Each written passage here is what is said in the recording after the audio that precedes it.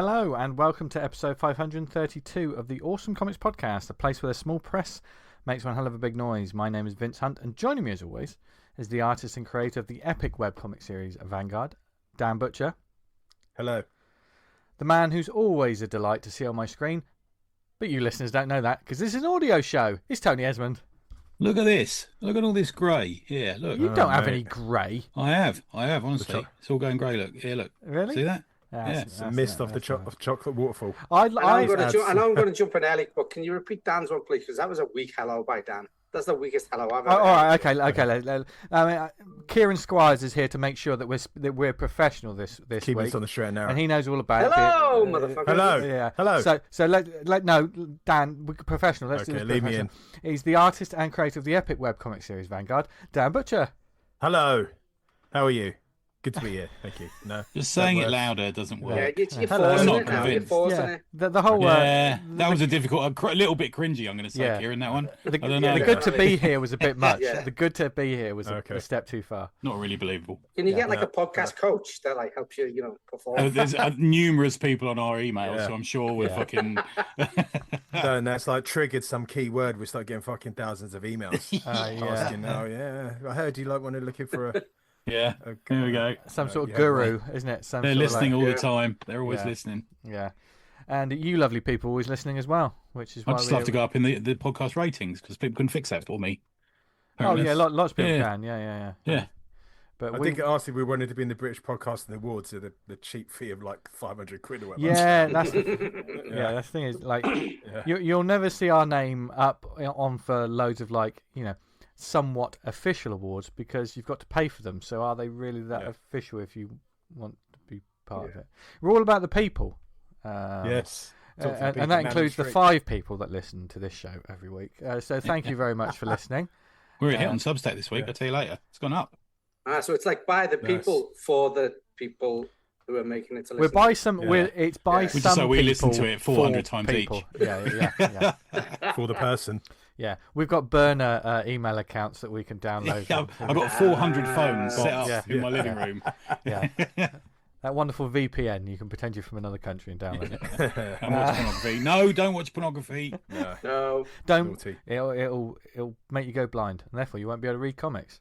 Can you watch pornography in Spain, Kieran? I don't know.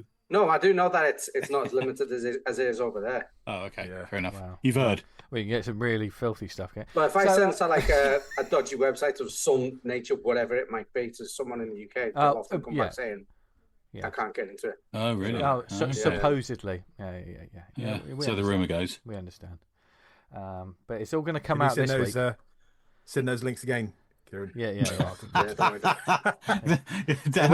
Dan needs to geo-position himself in Bolivia to watch them. It's the only fucking country in the world. It's like Videodrome. Yeah. You're going to be watching if you're in North Korea. Yeah.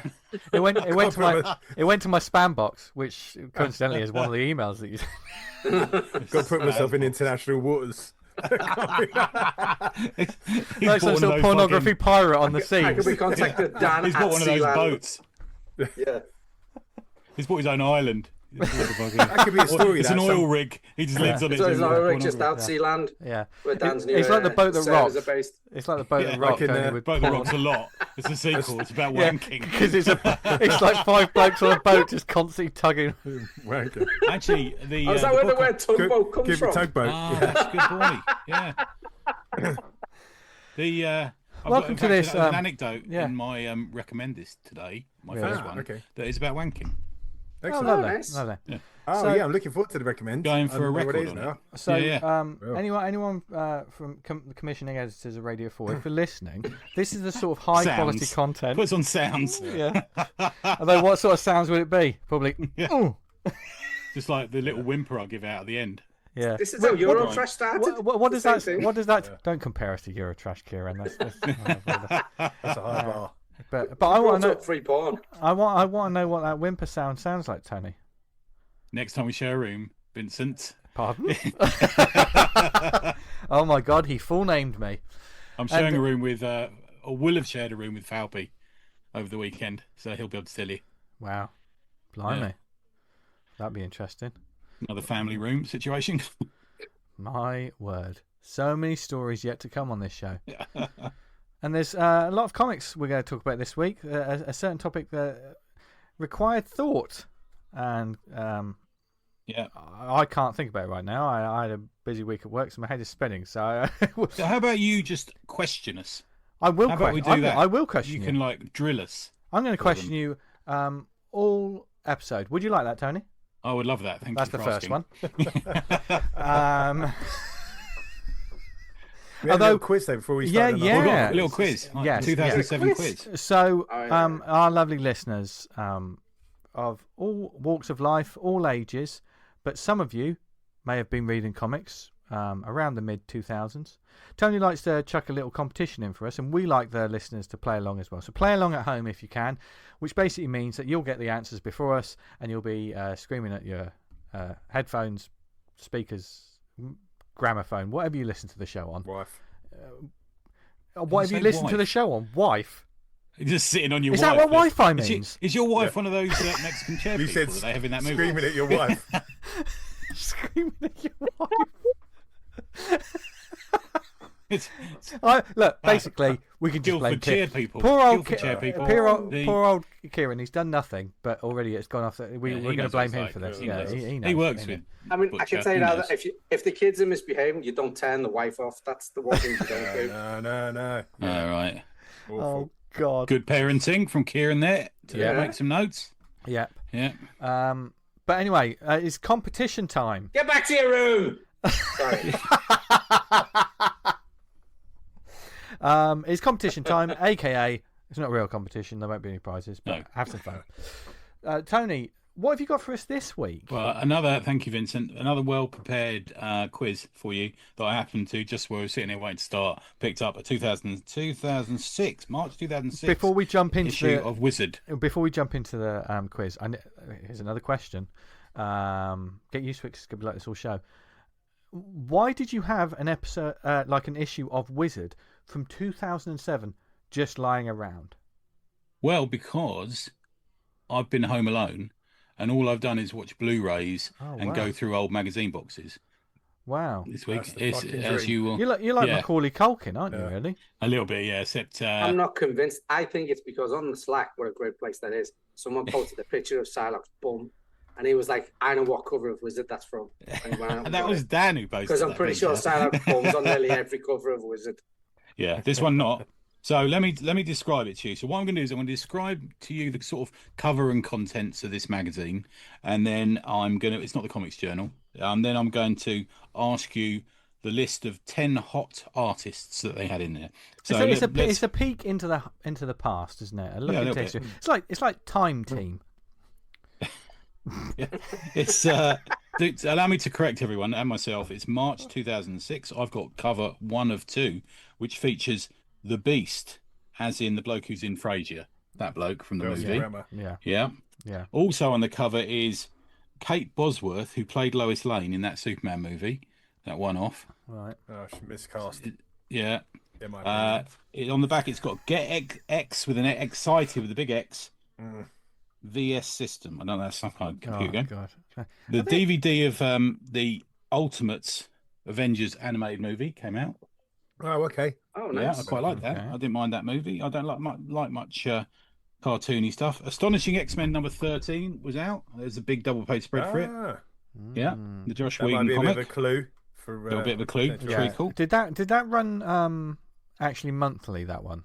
So that would have been just pretty much, I think. Does that mean that's been out for just over a year then, I guess, numerically? Yep. Captain Marvel is still being called Miss Marvel. Yes. There's a Frank Cho drawing of her. Fucking great. Yeah. Does anybody else draw Miss Marvel? It's just Frank Cho, isn't it? He's the only one I'm aware of. It may say more about me, but I prefer that costume. That's iconic. I think that'll do for you. I think that's a good amount there. If I give up too much about the comics, you'll begin to guess the artist. What was happening in 2006? I had hopes and dreams. I didn't. That's a lie. That's a lie. They were gone by then. I just moved to Spain. You just moved to Spain? Wow. Yeah, around then, I think. It's almost 20 years then for you, Babe Cakes. Yeah, it's close. Yeah. Wow. Okay, send you a link. Send you a link to that cover with Frasier on the cover. Frasier links to Cheers. Cheers links to Star Trek Deep Space Nine. Anybody know why? Is it something to do with the polar deck? No. No. Oh my God! Right. This is So in Cheers, somebody walks into the bar always, and they all go, "Hey." Norm. With Norm. Yeah. In Deep Space Nine, in the bar, there's one character who's always in the bar. The big old potato-headed thing. Yeah. He looks like he's like a cross between a potato and a walrus, isn't he? Who's Or called a walnut. what? Yeah. Do you know what his name is? What? No. Something like Cheers, the guy's called Norm, and then Deep Space Nine is called Morn. That's right. I was going to say I didn't Dawn. know that. Same character. Wow. That's a good little trivia. There you go. Oh, no, Anyway, Top trivia. Good. Okay, so we're going to go round, starting with the guest. I've got 10 names. They're this all is hard, man. Is this artist or writer we're doing? artists. Artist. I'm going to say I think one has passed away, but the rest are still active. I'm going to go Greg Capullo. Greg Capullo, no. Oh, that's a good. No. Really? No. No. Oh. Yeah. Using the hint from the X-Men, John Cassidy. Well done. That's number one. Oh, come on. That was Yeah, easy. it says That was John easy Cassidy hit. leaps into the front of the line with a triumphant return to Astonishing X-Men. Jeez. There you go. Vince? Oh, I think he passed away earlier than this. Michael Turner? No. Oh. Right. Because he was a No. wizard favourite for the. Yeah, he's liked, yeah. Mm. So I don't know, but I'm thinking 2006. Could that be around Kick-Ass time? So John Romita Jr. Oh. No, that's not a no, but a good guess. Let me give you a clue about a couple of them. One is still known for doing covers constantly. Alex One Ross. is well done, and one is Scottish. But Frank Whiteley. Yeah, well done. You got 3 now. No, you got 2, and Dan's got 1. Did one Jose Rip? Was he doing X-Men at that time? He's not on the list, babes. No, I don't know. Humberto Ramos? No, Oh, how is he not? Who's the guy who did The Walking Dead? Is he on there? he's not. Tony No, Adler. Is it Adlard. Tony Adlard? No. Let me give you another clue. There's an Englishman who's currently working for Ghost Machine. Oh, Gary Frank. No, I Is Gary Frank English? think so. Is he? Okay, that's good to know. Oh man. Oh, Why is that good to know? I don't know, because I didn't know it, so now I know. No.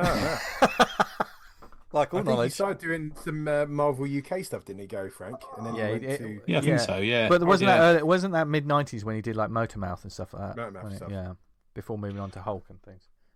Do I need to give you another clue? Yeah, sorry, T. Who's the guy who did The Authority? Oh, Bryan Hitch. Brian Hitch. Well done, Bryan Hitch. That's Vince. Yeah. Vince got 1. Yeah. Okay. Oh, they're all this kind of ill, can't they? They are this kind of. Oh, come on. I feel like this I is said kind Bryan of... Hitch before you. Come on. No, but he said who did the Authority.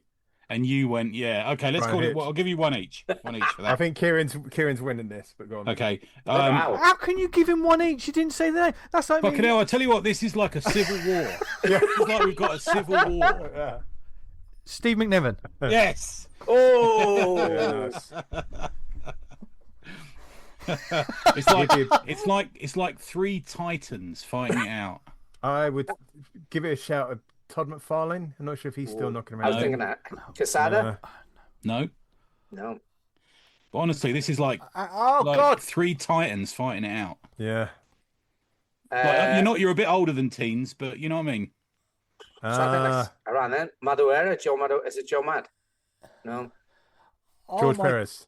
Yes. No. Oh, bastard! Really? My brain just went blank. That was the name I kept thinking. Marv Wolfman and Marv yeah, Wolfman just and hard, Marv isn't it? Wolfman. Well, I did get the initial hint with Titans, and then Tony said the teen, and I was like, okay. Here's next clue coming up. Bruce's brother. Jim Lee? Yes. Yeah. Bruce. Okay. The plane's coming into. Greg Land. Yes. No way. No way. Was he in there? Was he Is he literally? Yeah. Was he on Spawn at the time? He was Wasn't number he? 7. Wow, they had Yeah. some really good photocopiers that year, didn't You've they? got 2. No, he You've got wasn't 2 Spawn. left. What and did I don't say? know. What did I It say? moved don't up to know whether you- 300 DPI. Amazing. I don't know whether you'll get the next 2. Slightly more just Greg comics. Capullo. obscure. Are we talking? Are they still mainstream? Are they still? Yeah, both are still busy. Bryan Pulido. No, one's kind of known for his Wonder Woman. And he did some Invisibles. Oh, Brian Bolland. Yeah. No. The Brazilian fella. Did he do Invisibles? I don't know if he did. What's his name? Phillips, his first name. Oh, Philip Tan. No. Philip.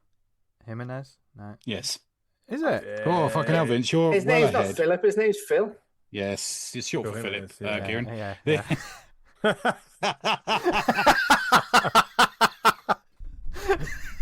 I have never seen him called Philip on anything. There was a clue. Come on. I love clue- Tony Swung the clue between. I mean, he could have said, who drew the authority. Do you know what I mean? That's a clue. Do you know what I mean? Okay. God, it really is like a civil war. One more, isn't it? The last one. There you go, the last one. One more. Okay. Yeah, I don't know whether you'll get this one. Did it mention the title they worked on? Yeah, Action Comics Adventures of Superman.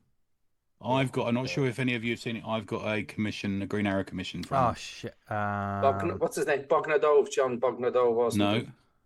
Good guess, but no. Is that Ordway, that guy? No. Jerry Ordway. Younger guy. Younger than that. I think he's Does he write now? Spanish language. I'm not sure what country he's come from. No, I don't think so. Maybe a little bit. No. I don't think you're going to get this. I don't know. Action Comics been a real blind spot for me. Yeah. Ed Benes. Okay, yeah, I know the name. Yeah. Okay, so which shame on me. Whenever I read it, when I was younger, I used to think it was Beans. we're having so much fun. We're going to move on to Hot 10 writers. At the moment, I'll give you the scores on the doors. Right, Okay, Vince is on 5. Kieran is on 3. What? 5? No, he came back. That was a fucking from the back, running from the back on that one. I always nip in from the back. And Dan's got 2. VAR on that one. Yeah. There's still a chance you can all make it. You can all win. I am making it. Still in it. Okay. I'm out. Top hot is Hot 10 writers. Joss Whedon. Yes. Oh. I was going to say Yeah, that Grant Morrison. Yes. Yeah. Mark Miller. 2006. Mark Miller. Yes. Yeah. Kevin Smith. Hang on, let me look. Oh, No. that's a good No. shout. Is the dark one he who must not be named in this list, Tony? Oh, Who's that one? the man we can't say. Neil Gaiman. No, he's not in it. No, thankfully. Yeah, thank fuck. 2006. Brian Michael Bendis. Yes, he's number 2. Hey, nice one. Mark Miller. Yeah, I think we've said him. Someone said him already. He said Mark Miller. That's not the same guy. I followed it by Mark Millar. Listeners will Mark Millar. back me up on that. You haven't got the first one yet. You haven't got number 1. Did you say someone say Grant Morrison? So we've had that. Grant Morrison.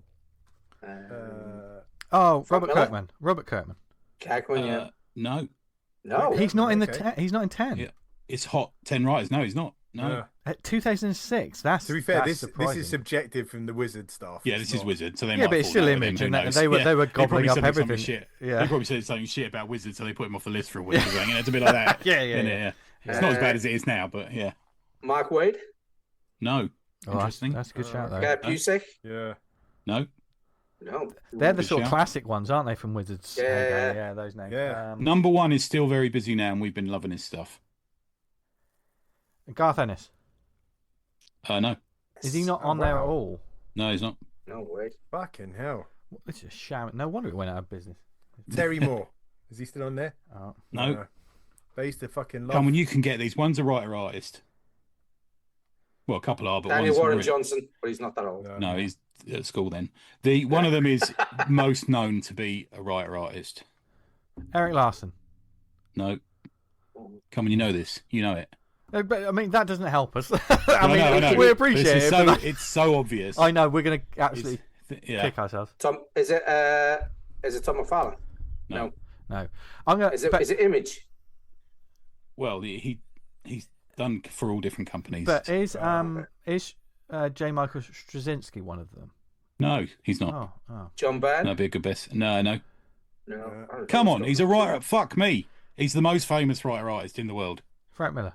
Yes, well done. Thanks. I said Frank Miller. When? Did you? I think you said Frank 2 Miller. minutes ago. Right, we'll leave that to the listeners to decide if Kieran is a liar. Why don't we have one each? Okay.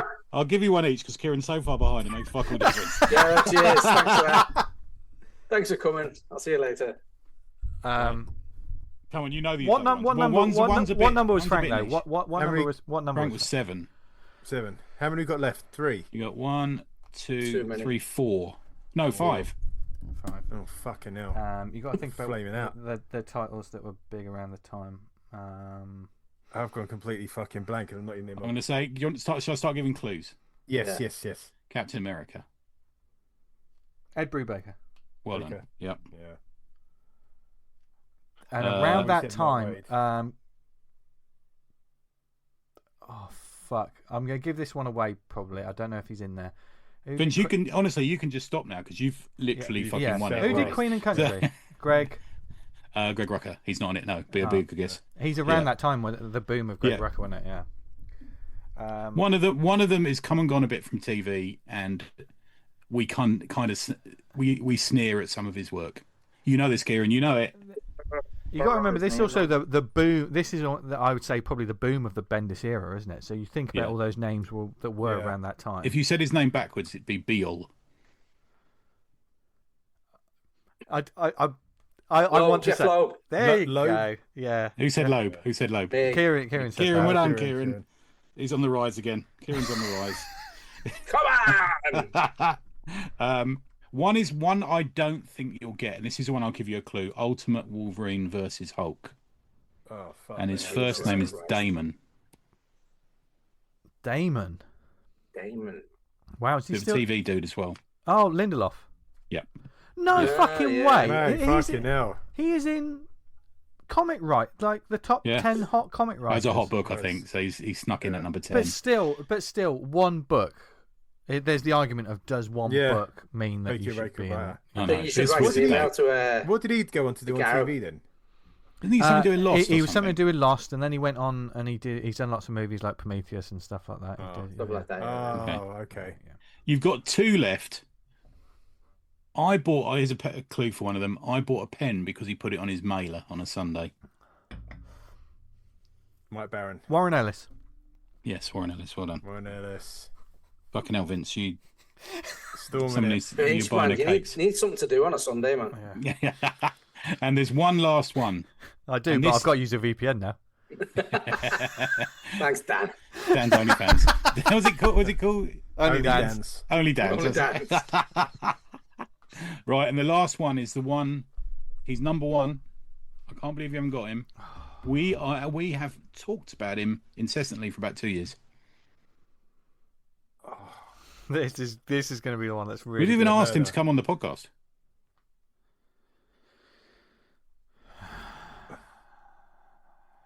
Come on. I'm fucked. Hang on. I'm terrible with these things. We got. Does that mean he's British? Does that mean he's British? No, it Is doesn't. he British? It doesn't necessarily mean that. No. Oh, I missed that. It was Geiger. Who writes Geiger? Oh, I can go to the shelf and get mine. It's just there. Jeff Johns. Yay! Finally. Of course, That's who I was thinking of because he did all the TV stuff. Was didn't he? And was that around the DC Blackest stuff. Night time as well? Yeah, not far after it. Yeah. He did Infinite Crisis. Because he was, I think around that time, he pretty much ran Lanterns. I would say that's probably the big last boom of the Green Lanterns, isn't it? Was and who was the artist on that, guys? Oh, stop throwing these questions. You know, it was EVS, wasn't it? Yeah. Really? Oh, was it? Yeah. So just scores on the doors. Vince has 13. I don't know how that happened. Kieran has 5 and Dan has 3. What happened, Dan? Dan lost. Come on. Names I was going to say baby. I'd be happy with Vince spelling my name right in the show notes, but now Dan's lost. I'm just like ecstatic. Yeah, actually getting there. Yeah. Kieron. That's how you spell it. Fuck off. Thankfully now it's literally there on Zoom. On I don't know what. screen, Yeah. Oh dear. Well, mine says Holden 2 Dicks. That's on your passport. It's on the job. It's interesting though, isn't it? Like when we do we do these little competitions or like these little contests. It's a bit of fun, but also it's an exercise in nostalgia as well, because when you say these names, you have a flash of like, wow, I remember when that book. Because even though I said, I was kind of out of comics around that time, I clearly wasn't. Do you know what I mean? Because so much of it came back time to for me. comics. There's so many comics at that time. I think I was probably coming back. Not much has changed than we think, because most of those names are still big names now. Yeah. And who's displaced them? Not many. And did you notice? Not a single woman in that list. Yeah. That's fucking weird, isn't it? Seeing that. I'm not going to editorialise on that. No. But here's an interesting question though, and we don't have to do the whole list. But if Wizard was still going strong, it was still like a tight. It was the comics magazine. Just imagine it was still going. Yeah. And that list was still going now. What names would we be on there now? I mean, let's start with the artists. I think one for certain, Daniel Warren Johnson would be. He would permanently be on there, wouldn't he? I think. I think if it was an honest list, and this is a company that has massively been snubbed by awards recently, I think it would be Bryan Hitch and Gary Frank. Yeah. But Ghost Machine never seemed to make it onto. Yeah. I know. It's bonkers. It's absolutely. I think to survive as well. I think the Wizard would need to include the indie world. So I can see someone like Tilly Walden or. I mean, for this show, for this show, it's better for us if we're including those sort of names in the hot. And to be honest, I think the indie world is usually where the hotness is coming from, because they end up doing a stint in. Well, they sort of pick the best and they pull them over, don't they? Sometimes. Yeah. Who's the chap who's doing the artwork on Martian Manhunter? Absolute or? Because that would be. It's not Riley Rossmo. Is it Riley Rossmo? That would be in the top 10. I can see that being. And a couple of years ago, Trad Moore would have been in there. Sure. Yeah. I think the world of comics is Martin so split Simmons. now. Come on. Martin Simmons surely would have. Is it Javier Rodriguez then?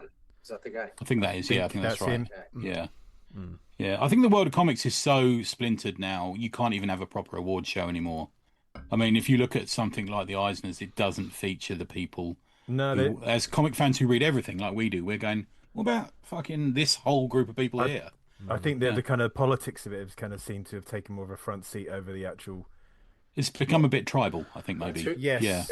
If they do an award show, who's paying for it? Well, it's usually the advertisers, and the advertisers want to see certain things that reflect well on them. And I think a lot of the judges at the Eisners are librarians, aren't they? So they're more prone to pick things that are collected editions or fat comics or that sort of thing, I think. Yeah, I think. Yeah, rather than single issues, which I don't see as much of. Yeah. I mean, which is. I was talking. Sorry. I mean, we talk about sort of awards and how. I mean, awards are usually quite silly anyway. They're usually just a badge you can put on your page or something. You know, you can tell people. Some people put a lot more stock in them than they should. But saying that, is there an awards for comics that truly represents what people are seeing? The Wednesday Warriors, in the comic book stores, when you walk into it, is there an awards that really represents that? Do you know what I mean? Those people that are going in the stores, because like you say, sometimes you see the lists on these awards and they're like, I've never heard of that. You never even see them in the comic book stores, do you? Mate, we talk about comics. I read comics every day. We talk about comics for fucking hours every week, and then we talk on the Slack constantly. And there's like fucking 30% of those comics I've never even heard of. It is a mad world, that out the Eisner stuff. I don't know whether there is. I don't pay attention to, like you say, Vince. I don't pay attention to awards. They're not worth it anymore. The problem is not everything's available everywhere, is it? Because like I remember when we went to Cardiff last summer, Jordan's book was out with the black and white, which is the black and white and blue one. I don't know what it's called. Yes, fantastic. I went into 3 shops and that wasn't in any of them. Oh, okay. And I had to wait to get the collected mugshots. Yeah, mugshots. That's one. I had to get the collected edition of it online because there's none of the shop stocked it. But that's just what the shop itself orders, and if people don't pre-order from the shop, then you're not going to see any of that smaller stuff. The standard stuff you're going to see, Marvel and DC, they're going to order in one of everything. It's fucking mental. Up until recently, you had to buy a catalogue, right? Yeah. To work out what you wanted to pre-order. Go in a shop and pre-order it. That's fucking mad. It's the maddest fucking thing in the world. The shop doesn't get the money back, do they? If the shop ordered the book, if you buy loads of copies, they won't get money back. Yeah. So they all only order what people want, and if people miss out. because there's no foot traffic, is there really? Yeah. They do that thing where, who do we have on where they said basically you have to buy X amount of copies to get like a hologram cover of a comic? Oh, mate, some of them is stupid amounts to get a chase variant on this sort of thing. Yeah, there's that variant thing. I was listening to the Earth 2 pod this week to David and Pete, and they were going on about nobody wants all these dynamite space ghost variants. And Pete works in a shop. He works at, and he's like, nobody wants these. What are you doing? Yeah. Somebody wants them because I think it's American audience want them. The collectors that's still out there, isn't it? They want one of everything. Well, I think they have to buy like 10 issues just to get a normal variant sometimes at shop. So it's almost It's tough. I remember seeing that. I don't even know where it was in there when I went to Forbidden Planets International Liverpool, and they had that spinner rack, and all it had on was variant covers by Alex Ross, and it was one big image he'd done in pencil. Wasn't even finished painting in pencil, and they just like quartered it up into different issues, and each variant cover was one little part of the sketch. Some of those Alex Ross selling variants it for like 30 odd quid. Some of those Alex Ross variants are mad because they're nothing to do with the comic sometimes. No, it wasn't. It's like a Bronze Age Dazzler on the front of a completely different comic. Has the sort of collector mentality, because those sort of things are very much, these variant covers, these sketch covers, it's a collector mentality product or like item, isn't it? It's rarely, if ever, about the book itself. I do it occasionally. Once a month I'll do it. But do you think that sort of concept has damaged the legitimacy of the issues themselves? Because otherwise it's just like it's just a piece of art, isn't it? But people don't care about the book that it's attached to. I don't. Yeah, because to me a comic is one thing. Yeah. And my memory of comics when I was buying them as a teenager in my 20s and 30s, I have a snapshot of my collection because I recognise that cover as being FF44 or Avengers 198 or something like that. And when you start putting out, like some of the companies do 20 variants, you don't know what you've got when you walk into a shop. You ain't got a clue because they're not story specific anymore either. That, I have to admit that I do it. I did it with the recent Daredevil miniseries. I did it with a Vampirella of all things the other day. It's also a massive Kickstarter incentive now, especially for some of it well as well. Yeah. With a saucy comic, there's usually half of the page is the cover incentives, isn't it? So I ordered the Punisher comic coming out, and that's got about 5 or 6 covers on it. Yeah.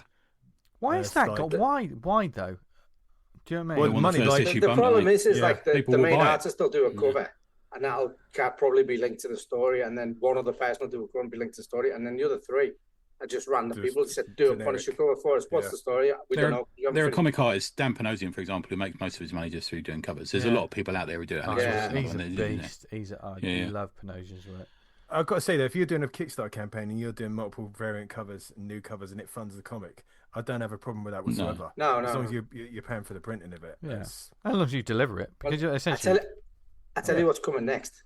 They're going to be doing it like they do in the touch. Remember back in the day with the toys, and you'd buy a toy and you'd have the leg from Galactus in there. They're going to do that with comics. They're going to put all the comics out, and one of the pages will be one page from another comic. They must have tried. They must have tried that somewhere else. They must have tried that at some point. They did it with, was it Teen Titans had 5-issue ones, and it was different. It was a different character in the team. Is that right? What they did? Oh, really? So it's actually a different story in each one. We can half and half. Depends on the perspective. Say half the comics like Batman, Superman, and it's half the story in each, and you have to buy the other issue, which is the other half. I mean, that is kind of the model that comics is. They if they're done well, they make you want to buy the next issue anyway, don't they? Yeah. Don't like in there all that tricking and nickel and diming to try and get a few extra quid out of the reader, though. That's there's a lot of it. There's a lot of stuff we can moan about. That rebooting for no fucking reason is another one that I always think of because I just want another one bump. I'll have another shit on Rob Liefeld this week. The whole thing when he's redoing the Youngblood and reordering the pages and retelling the story. It's just a reprint.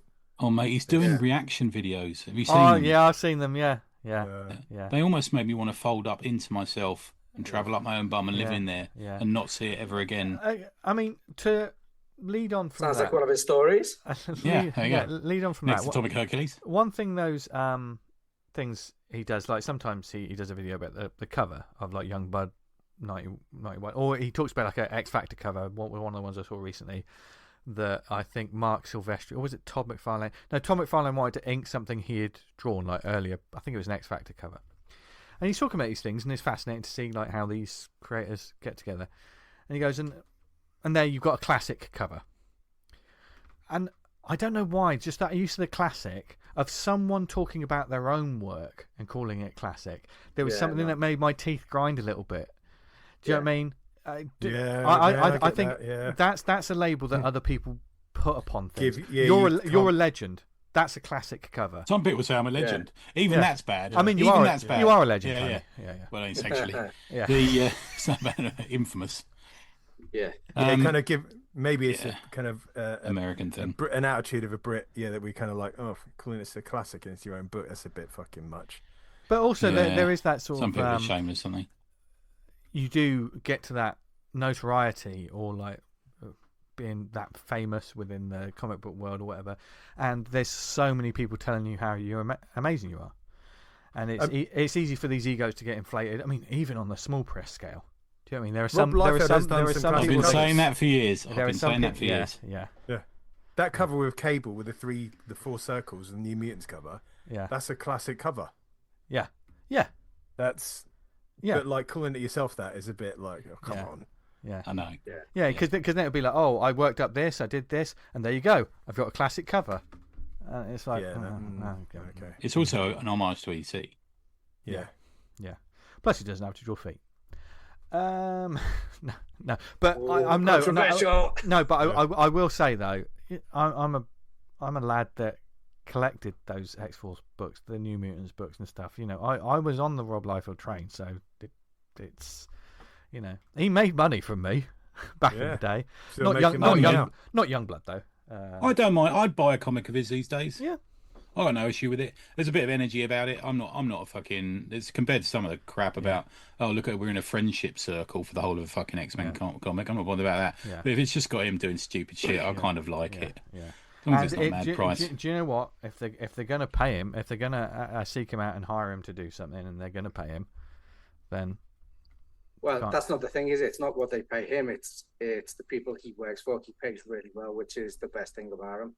Right. If you're his inket, you will get a good wage. If you're his color, you'll get a good wage. He definitely treats his staff well. So. Yeah. And he drives himself as well. We've seen the video. Yeah. So, you know. He multitask, Ink and drive. Yeah. Talking about stupid ideas in comics. If you want to come on the show, Rob, we'd love to talk to you. We would. We came up. Well, Tony came up with this idea, didn't you? But I shall. Go on, you do it because you sort of refined. We're almost kind of like becoming a mini image, a mini beginning publisher, aren't we? This week, in a fun kind of way, a little project. Vince is going to be sort of the money man, and he's going to say, "Well, why should I buy this?" Yeah, I'm like the Stan Lee. We've got this. We're going into the boardroom. We're going to try and pitch in this comic and say, like, this is. Oh, is that what we did? Right, okay. Oh, God. Pitch me. What was your thing? Drag Queen's Den. I mean, Dragon's Den. Yeah. You used to say pitch me, didn't you? Do you remember Vince? Yeah, pitch it to us. And then some people fucking whinged. I can say it now. This is years later, and the spice is flowing through my veins. That's like 8 years later. Yeah. So the original we started off with, describe your ultimate comic for your own taste, format, genre, series, or one-off, and then who would be your ideal creative team, writer, artist, explain why that's your fave. And I sort of tried to kind of refine it a bit at the 11th hour, which I know didn't go down too well with Kieran with certain members of the show. I did try and picture you like you're reading it off the back of a DVD or video box and you're selling it. Well, and, let's paint a picture, right? You're all there in the waiting room, right? You know, it's floor 69. Nice. Yes. ACP Towers. Of the ACP Towers. Going down. It's the only lift that goes down. The beautiful building smells like cookies in the waiting room. You just wonder. It's very pleasant. Puts you at ease. My new cologne. Puts you at ease. There's some smooth, comforting jazz playing while you're waiting there. And you've all got your portfolios, your pictures, your laptops, or something like that. Then who's going to get called up first? Who am I going to hear from first to get called in? Come on, Dan, you go first. It's your. I don't want to make the guest go first. I think that would be wrong, and I don't want to go first. So Dan. Okay. As the receptionist Heidi Klum walks up and says, "Gentlemen, Vince will see you now. I'm going in. Mr. Butcher, there with the clipboard. Dan Mr. gives her Butcher. a wink and a finger gun. Yeah. Are you going to be afterwards? Yeah. I've got a guns here. Guns. Oh yes, that's you. So He goes, "Oh, where's the toilet? Is it that direction?" And, and you step into this dark office. Right.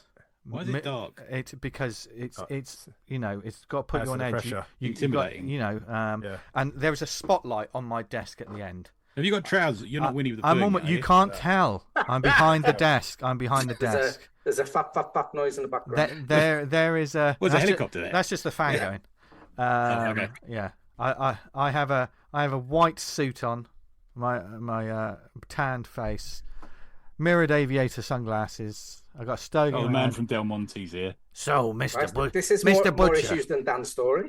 Yeah. So, This is your pitch. Butcher, I've heard about your books before. They're all muscles and guns, right?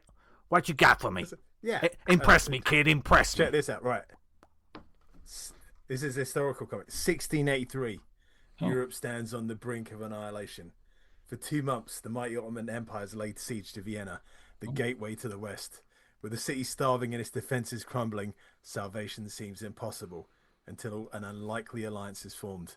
From the Holy Roman Empire and the Polish-Lithuanian Commonwealth rides a coalition led by the legendary King John III Sobieski, uniting 2 disparate armies that had never fought before, fought alongside each other side by side. Against them stands the vast Ottoman Empire, headed by the Grand Vizier Kara Mustafa Pasha, numbering in the hundreds of thousands. What followed was not just a battle, but a bloody clash that would decide the fate of civilizations. Cannons will roar, walls will shatter, and from the mighty hills of Kastelberg comes the roar of history's largest cavalry charge as Sobieski's winged hussars thundered down onto their foes and into legend.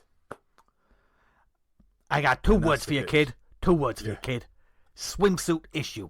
Can we get one?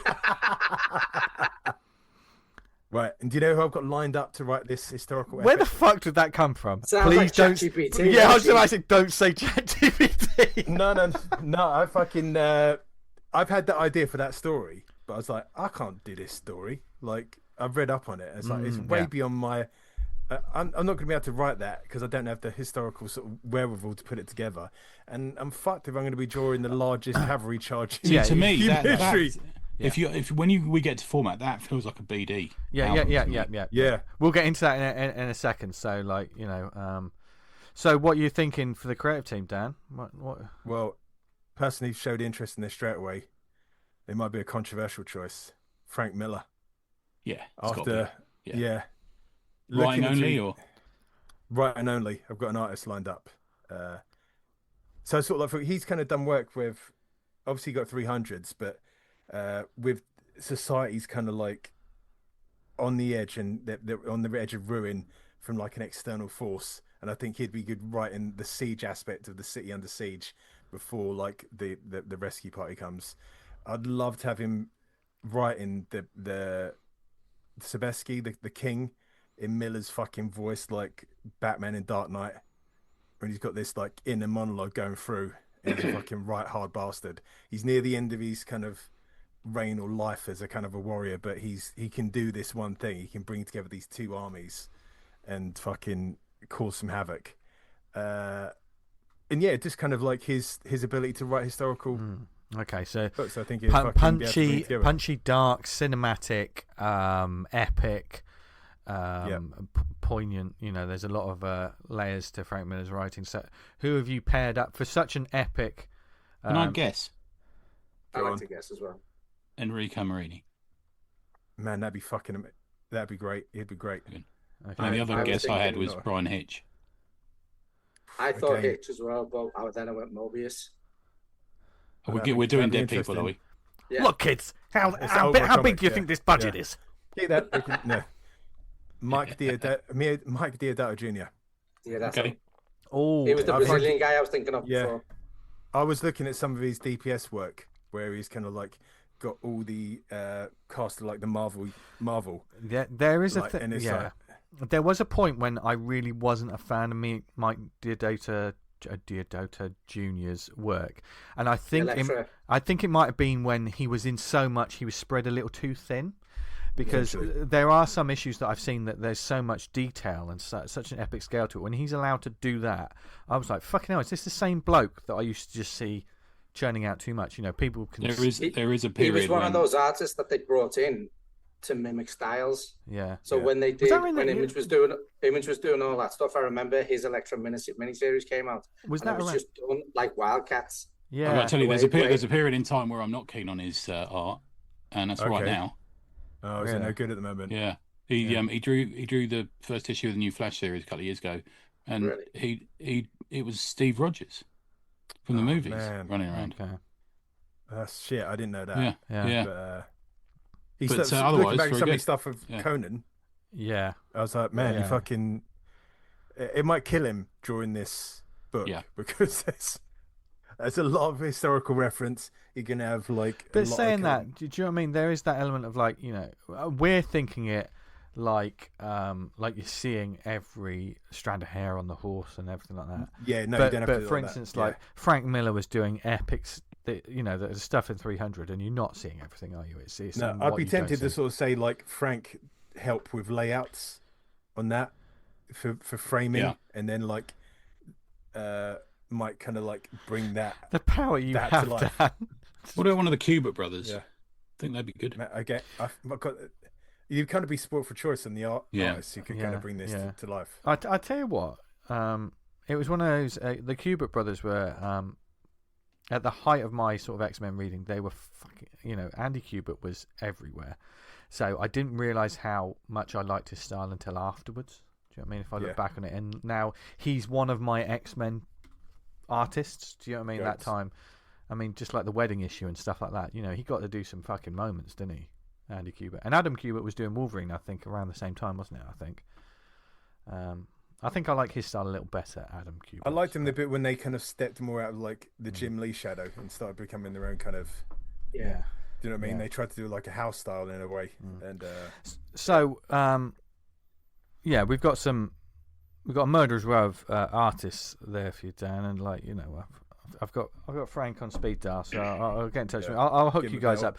But you know, how am I going to sell this to the people? What company? What's the title of the book? I don't have a title yet. I thought I'd leave that up to Frank. Push the butt down the road. I don't know. I ain't got a title. What year was it? What year was it set in? 1683. Could just call it that. No, the thing is, 1683 sounds like you know, when Marvel did that what was it called? That the Marvel universe set in the past. Do you know what I mean? Invasion 1683. Yeah. Throw a word in front of it. Yeah. Yeah.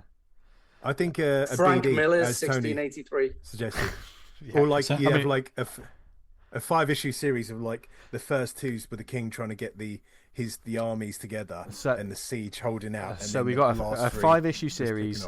What we're looking at, are they 20, 24, 48 issues? Are we talking bigger issues? You know, no, it depends how kind of. If you're going to kind of 300 it and kind of skip over some of more of the historical detail, more kind of keep it more like a punchy, you can imagine you can get away with it. Probably need like an oversized print, like Tony was saying, like a nice BD sort of like style book. That'd be lovely. So you can see more of it. When you Prestige drop it on format the coffee series. table, it shatters. Yeah, prestige that'd format, be amazing. Yeah. What about Treasury edition? Ooh, Nice big Treasury size. like the giant hard boss text on the front, gold leaf. Yeah. I tell you what, I've got a bunch of people. ACP accountant like their heart going. Yeah. In terms of the title, hologram cover. This is this comic book company. We're a company for the people, for the readers, for people that read comics, and we got there's a bunch of people that I keep in the basement that I like to call the slackers. Slaves. You know, they call themselves the Slack community. And I tell you what I'll do. I'm going to throw this idea down to them, and they can give us a title for it, and we'll work from there. Yes. Yeah. Yes. So sounds good. yeah, Heidi, can you notify that the Slack has to give us a title for this book? Yeah. Lovely. Thank you for your time and patience. Heidi. Milk and one. Heidi. Heidi. Heidi, that's what they've got. It's like, have you ever seen? Did you not? What's that Heidi TV Heidi series? Klum is the Heidi's reception. But what's that forgot TV about that. series about? Sorry, I forgot we were still in the story. Yeah, sorry. What's that TV series about hipsters in East London that we all love? Nathan Barley. Nathan Barley. Oh, that's like yeah. When he goes to him, he says, "Have you ever read a book?" He says, "Yeah." What? He says, "Well, like Heidi and shit." Heidi and shit. Heidi. So, Slack community. Dan's done a bit of work, and now he's done that bit of work. He doesn't want to do any more work. So you've got to give us a title for this. While we get in touch with Frank and all those artists to see if we can make this work, and let us know what you think this book should be called in the Slack. And thanks, Dan. It's beautiful. Thank you for your time, Dan. Do you wait out, boss? All right. Yeah. Yes. Thank you. Yeah, that was wonderful. If you could send Tony in next, please, that'd be lovely. Thank you. Tony wants to see you. I'm just busy. I'm ready now. Okay. So what we doing the pitch first? Okay. So mine is a Marvel book. I'd like to say. The top line of my pitch will say, "Where mainstream meets indie." Nice. Right? Which will become evident when I'd say the creative team. All the heroes are lost in space. That's one of those stories. Nice. Unable to return home. So all we're left with is C and D list heroes who've been drummed back in, and a lot of old folks who've been drummed back into action, and the odd villain. Meanwhile, a foreign alien military are landing crafts all around the world. So it's an alien invasion story, and we've just got what are called the leftovers to fight them. And here's some of the characters I came up with. Dum Dum Duggan. I think he's a robot now, isn't he? Anyone know? Oh, really? Okay, no, I don't know. Well, Dum. Yeah. Nighthawk and Gargoyle from the New Defenders. Torpedo, if you know him, he was in Rom. I'm going to Google we've got him now. Fall Killer. He's one of the villains. Know him. They're led by Puck from Alpha Flight. Yeah. They also have the Ringer. He's one of the villains. He's been pulled out to fight. Stingray, 3D Man, and Zarin, Master of All Weapons from Master of Kung Fu. And it's like a team book. So it's got them arguing, fighting, turning on each other as the alien invasion takes place. It's like I can see it, kid. It's like Suicide Squad meets War of the Worlds. A little bit, yeah. Sadly, that's a little bit like it. Zarin turned up in Cap, didn't he, in the 80s? Yes, that's right. He's got that really weird, sort of almost like his costume looks like the top lip kind of thing going on. He's got all knives in his costume and stuff. Creative team. So I want it to be an ongoing. I'm just going to be massively greedy. Ongoing for this epic sort of just alien invasion story. Yeah. If I was going to guess this one with some kind of encyclopedic knowledge of everything, like yourself. And he kind of has, yeah. I mean, immediately I jumped on Mark Waid because he knows everything about it. He'd be good. Yeah, I agree. It's not. My he's pound for pound as good as Mark Waid in my book, but he's been kind of ignored by the industry. I'm going to say, well, let me say the artist first, because I think I need to say the artist, and I need to tell you the writer who's going to control him. Let's talk about before we say the name of the artist. These are the sort of things that are going to be drawn in it. We're talking almost alien invasion slash post-apocalyptic sort of imagery. I would imagine destroyed cities and stuff like that. That sort of big. Well, a little bit, but it's much more street level. So it's much more sort of losers, weirdos fighting, probably meeting in a pub, arguing. So it's not. It's not a mass. We're not talking a War of the Worlds. It's more of a. They're fighting for their neighbourhood. We're talking like a Captain Scarlet, smaller sort of like infiltration. Perhaps the aliens have invaded, sort of taken over, and they're loosely running the cities, and you might see them walking around patrols and stuff, and they're kind of like the mini-series. I mean, I could see a story like this that even if you like stopped the invasion by issue 12 or 18, then it can become them hunting down whoever's left of what it is. Do you know what I mean? And that can run and run and run. I do like alien invasion stories. Yeah. I mean, I'm always saying to my mate, the only Doctor Who I want to see is aliens invade, he beats them, and they leave the planet. That's my. Yeah. It's easy. I keep saying it's easy, right? Fucking Doctor Who, it's easy. Anyway, so my writer, let's do the right first, is Chuck Dixon. Okay. I think he writes a great action story. He can play street level. He knows. Working man. Yeah, working man. He knows armaments, these guys are going to have to be pulling, 45s out of their pockets and fighting aliens with them. There's no like fucking I've got the star fart power in my glove. Or, I guess with his writing, there's no. This is gonna sound wrong, but like cynicism or snark or wit that some writers that we love can layer in a bit too much to those sort of stories. Like, he knows how like to like a write Garth different Ennis. people. Everyone knows how much we love Garth Ennis, but him writing this sort of story wouldn't necessarily gel with it. Overpoweringly Garth, I would say, if he wrote this. Yeah. Like with a lot of writers. For good and bad reasons. I think for Garth it's a good reason. Yeah. For someone like Gareth Simone, probably a bad reason. Chuck for me was always a solid writer. He always wrote the story. He didn't try and put any of his own politics into it. I didn't think he did. He's got very big political persuasion, but when it comes to his work, he writes the story he's supposed to write for his work. So all the Batman stuff was just solid Batman stuff. Yeah, I agree. He lost it. Well, he lost his job or didn't get renewed, whatever, because of his political persuasion outside of that. Yeah, nothing to do with his actual. I read one of his Conan books recently, and it's really well written. And he applied himself to the style that the originals were written in, which I liked. Do you know where he makes his most money? Go on. In case you don't know this. Seal 6 or something, is it? Is it like as soon as someone mentions the word Lord of the Rings, people go out and buy the first graphic novel that was ever done. That's right. He wrote it, and he got a deal that was so good that he just makes millions, if not millions. Brilliant. He makes a hell of a lot of money off it. Because every time he prints it, he gets like 50% or something. Wow. Yeah. So there's actually two artists I had in mind, and it would be a normal story. It's a bit like the way that first comics used to do it. You'd have the main story, and then you'd have a little backup. And so the main story would be John Byrne, artist on it, and the backup. Get this is why I needed a strong-willed writer. The backup would be set in the bar where they all meet, and it would be Dave Sim. Ooh, yeah. Well, I was going to say John McRae. I wasn't sure whether you were going to go there. Because you've got a lot of Dave Sim. I know it's not the most interesting of his comics, action in bars.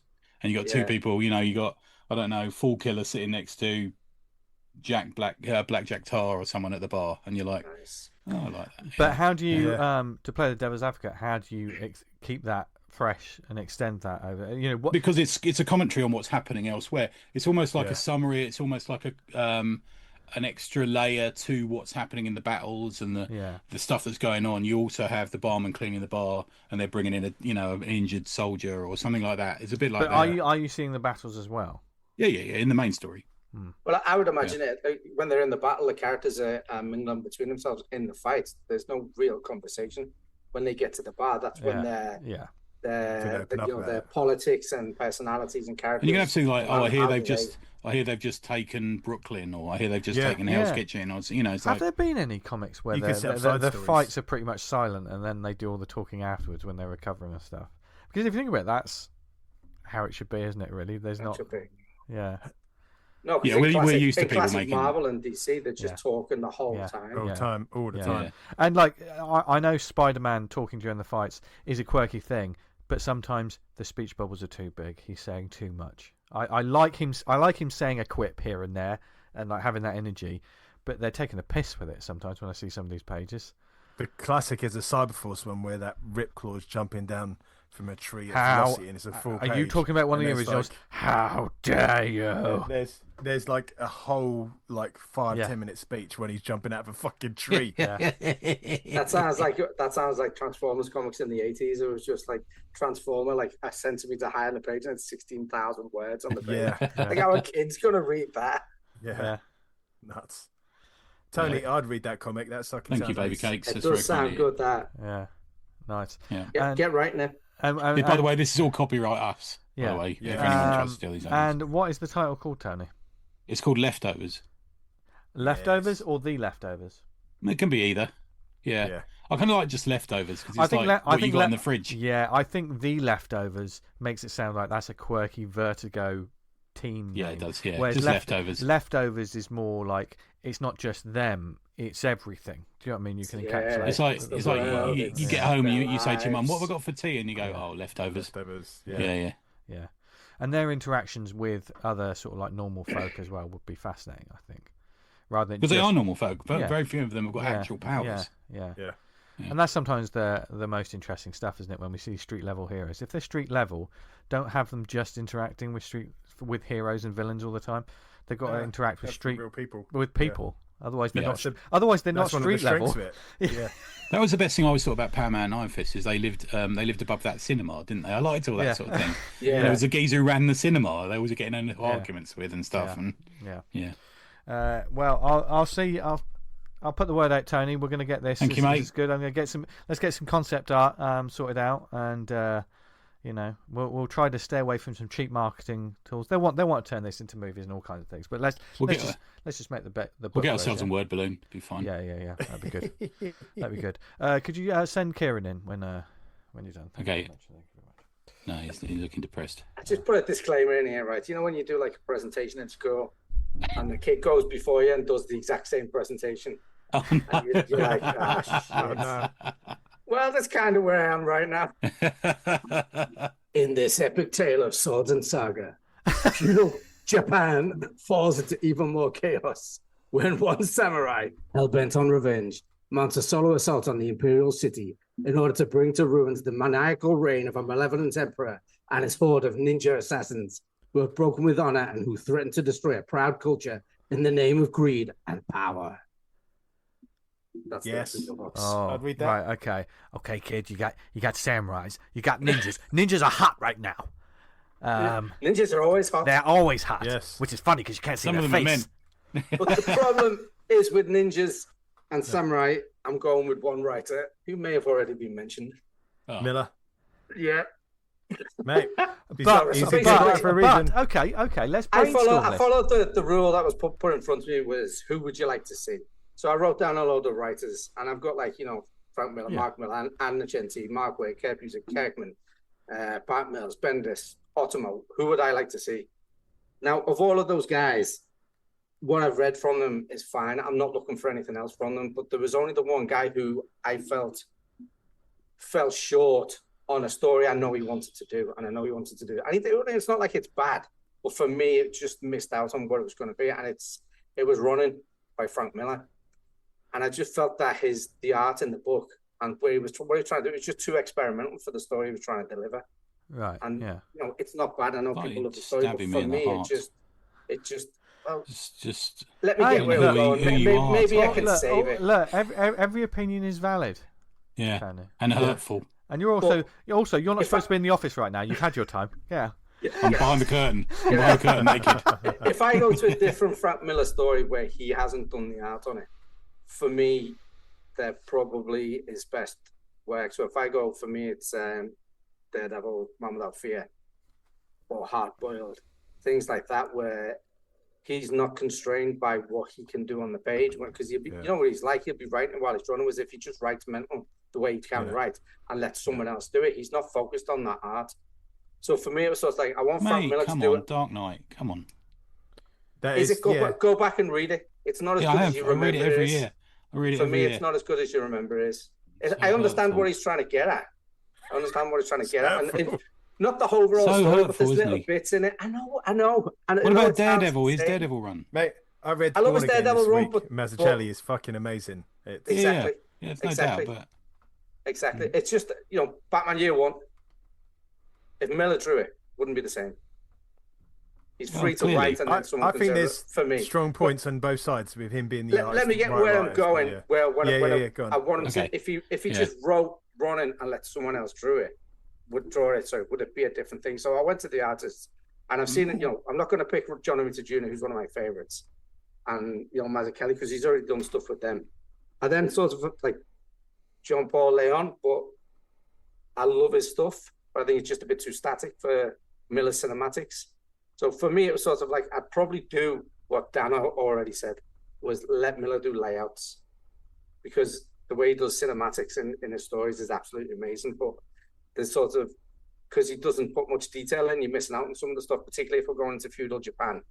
Detail is important. So for me, I was like, I need to get a manga artist in on this one, which brought me into two of my favorites, Otomo and Takehiko Inoue from Vagabond.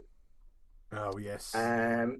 Otomo, I absolutely love, one of my favorites, but he's more modern settings, he's more up-to-date settings, whereas Inoue is, that's where all that Vagabond stuff's set anyway. Yeah, who's the Lone Wolf and Cub guy? Wouldn't you like him? Or What's his To name be again? honest, I didn't really consider it because he's a bit more sketchy. Yeah, He's he's a bit more more sketchy. smaller format, but And I think the Vagabond stuff is totally amazing, but again, I think it lacks a bit of cinematic flair that Miller could add to it. So I think with those two working in conjunction, Koseki Kojima, it would be absolutely spectacular. So I apologize, but that's where I went. No, that's great. Yeah, that's good. Okay. Vince, the backstairs. I'm waiting for Kieran with a couple of lads. Okay. Okay. I've told you I've been going to a ninja class. Sorry? I've been going to a ninja class. Oh, the teacher said to me, Dan, I didn't see you in class on Tuesday. I was like, oh, thanks, sir. Come on, man. Unbelievable. Unbelievable. Unbelievable. How long have you been sitting on that joke? Okay. About 2 or 3 minutes. Right. Okay. That is. Well, how do you know that E.T. is a Taylor Swift fan? Don't know. Because she looks like one.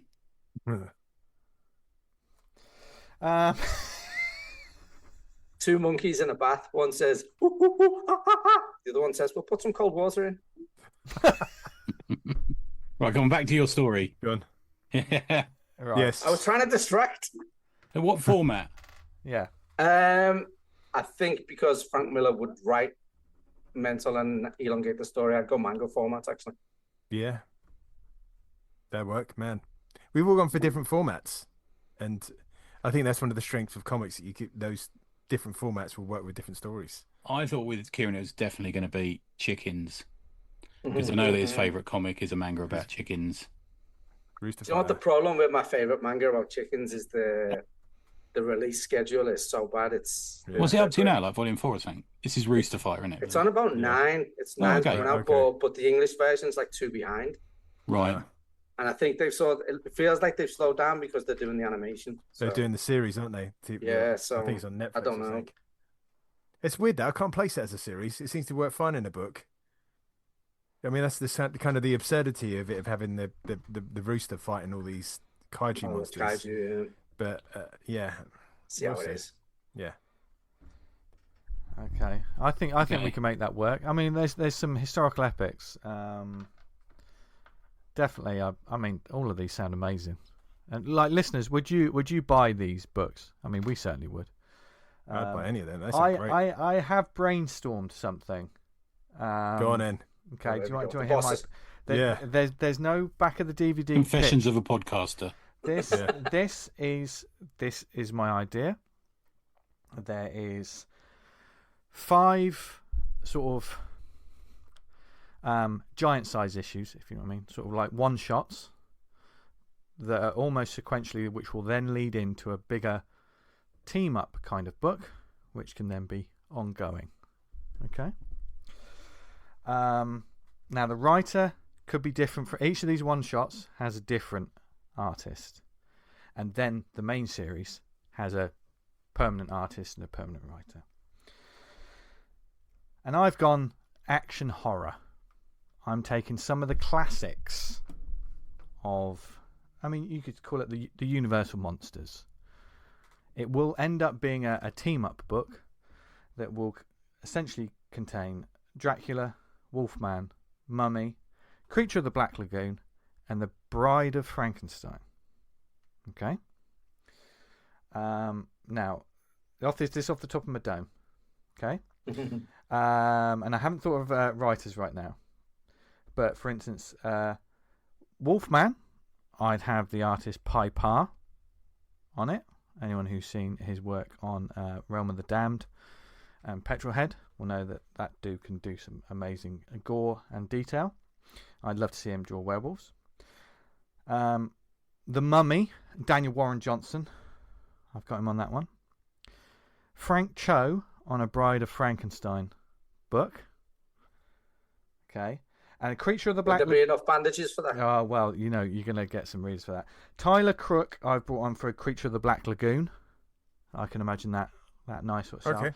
Dracula is a difficult one. That would be the last one of the title.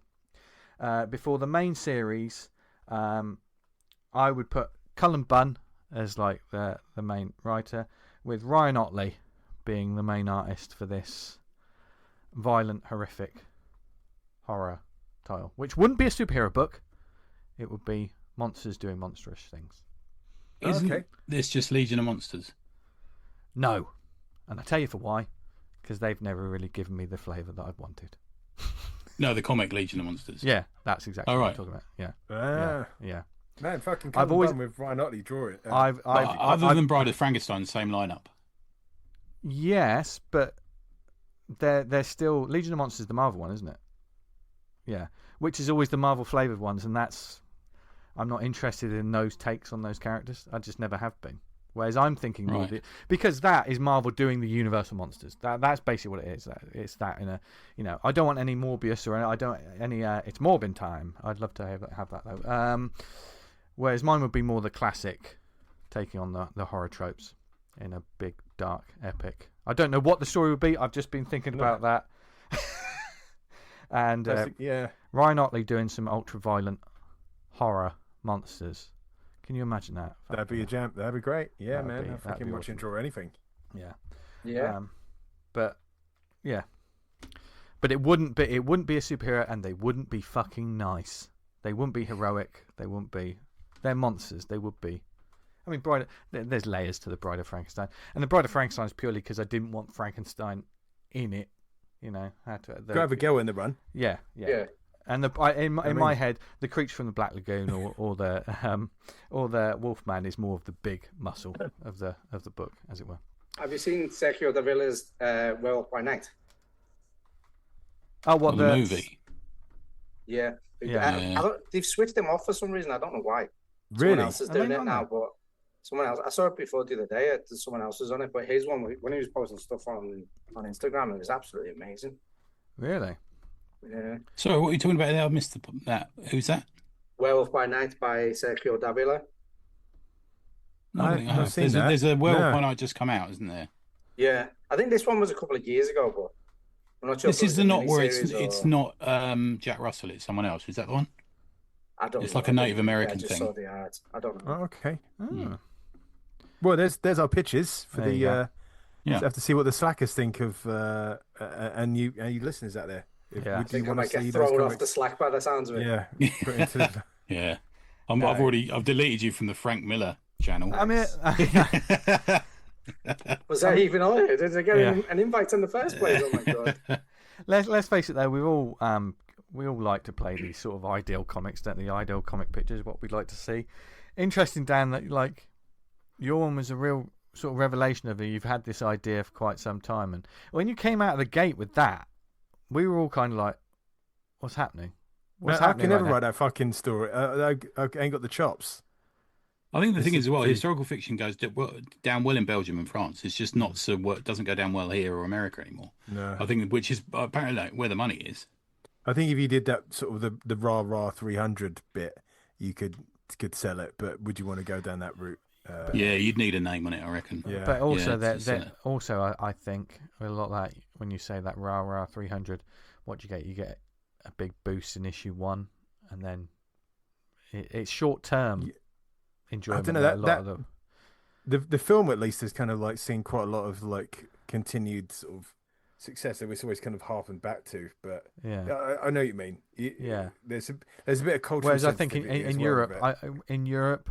Are they more consistently returning for like book 2, book 3, book 4? I believe they are, aren't they? It's a yearly thing, isn't it? Depends on it. It's very competitive, isn't it? So not always, but yeah.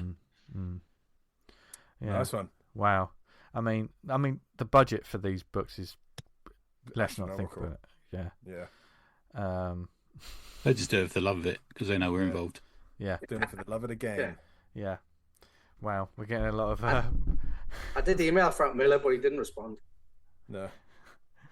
Please. So now you just sat outside his house. Yeah. He knows. He knows of you. He's heard of you now. Kieran with an O. Kieran with an O.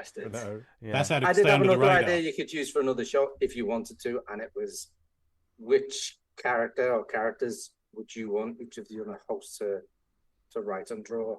That's a good one. Yeah. I've wrote down my ideas.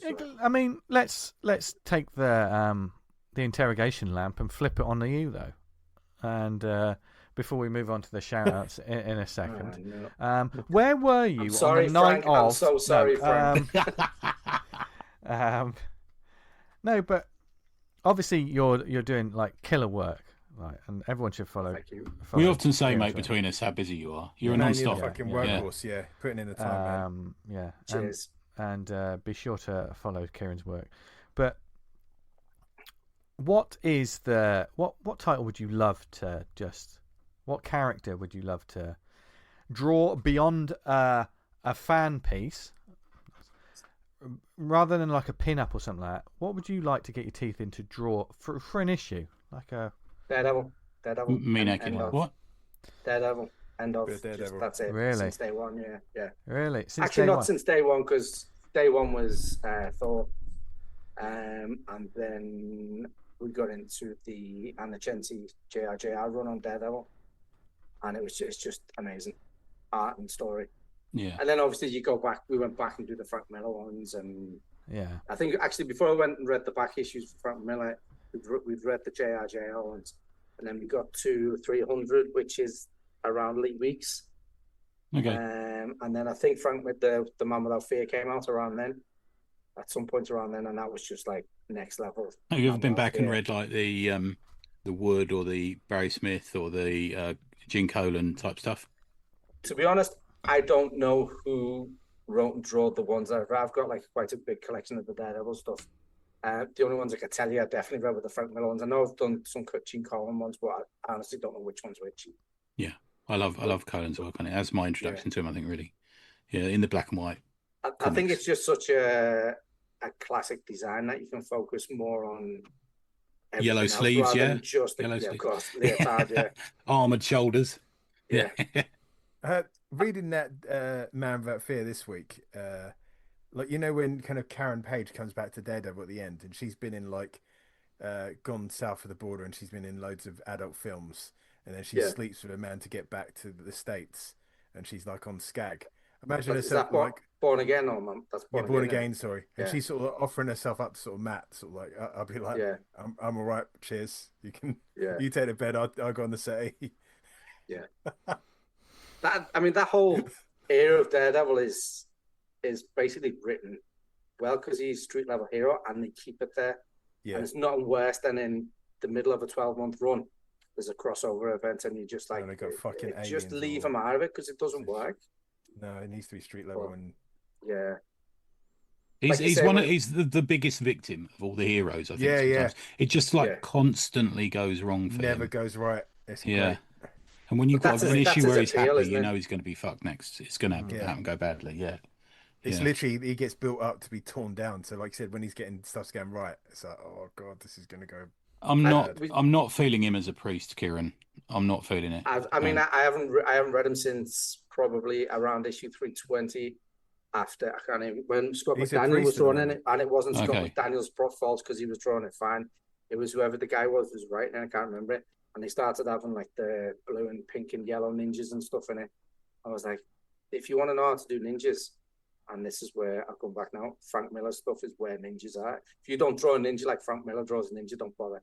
The Claremont Miller Wolverine, great. Oh, great. There's nothing better, art-wise, Frank Miller-wise, there's nothing better than when he draws a billion ninjas all falling out of a window after someone has just jumped out of it, and it just looks spectacular. Miller is so fascinating because you think all the stuff we've talked about to this point, we've talked about Miller probably for 20 minutes at least of this show, and then you've got the Sin City stuff, and you think just another on again. Yeah. You know. Do you know what? I love all of the Sin City stuff, but it's the first one that is the best on retrospect because you can read it, and if you don't think about what's going on the pages, art-wise, you can read it and it's fine. Go back and watch it again, and you can watch Marv change throughout the whole book. As he's developing the character, and it's like, oh my God, he looks totally different on page one. He's almost going a bit more extreme as he goes on. Yeah, exactly, and that's it. That sets the foundation for the rest of the Sin City stuff. Then, so he's got that style built up. It's definitely, and it was that he discovers as he goes along. The style and the voice. And there hadn't been, I mean, it had been done before, but there hadn't been loads of people doing the whole little bit of colour in there.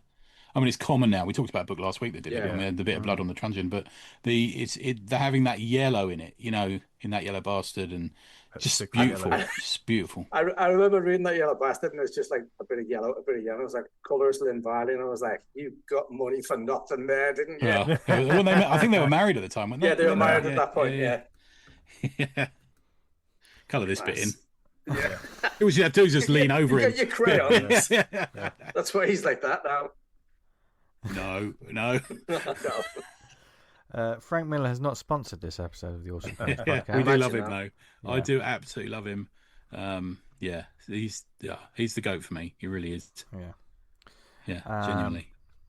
I mean, even Holy Terror. You've seen it. I think some of it's absolutely beautiful. I know it's written with the wrong intentions, but some of it is just blow you away beautiful. Incredible. The way he just uses that minimal bit of ink, but it's a bullet flying through the air, or it's great stuff. Yeah. Right.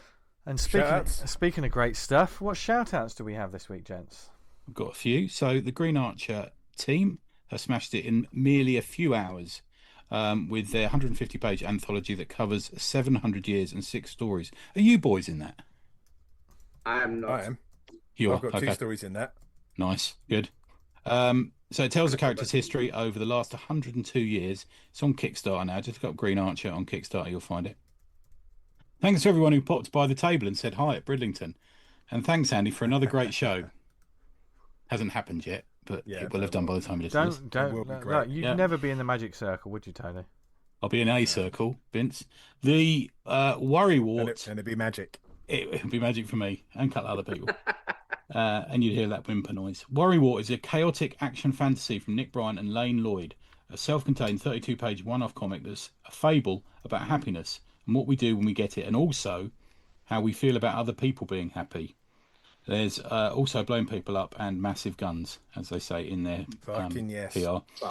It's currently Worry Wart is currently on Kickstarter. Going for it. Nick's a member of the Slack, a valued member of the Slack. So going back that this afternoon. Good man. There you go. They're my ones, guys. Nice. Dan, what have you got? Mahoneys issue. Come on, I was going to do that.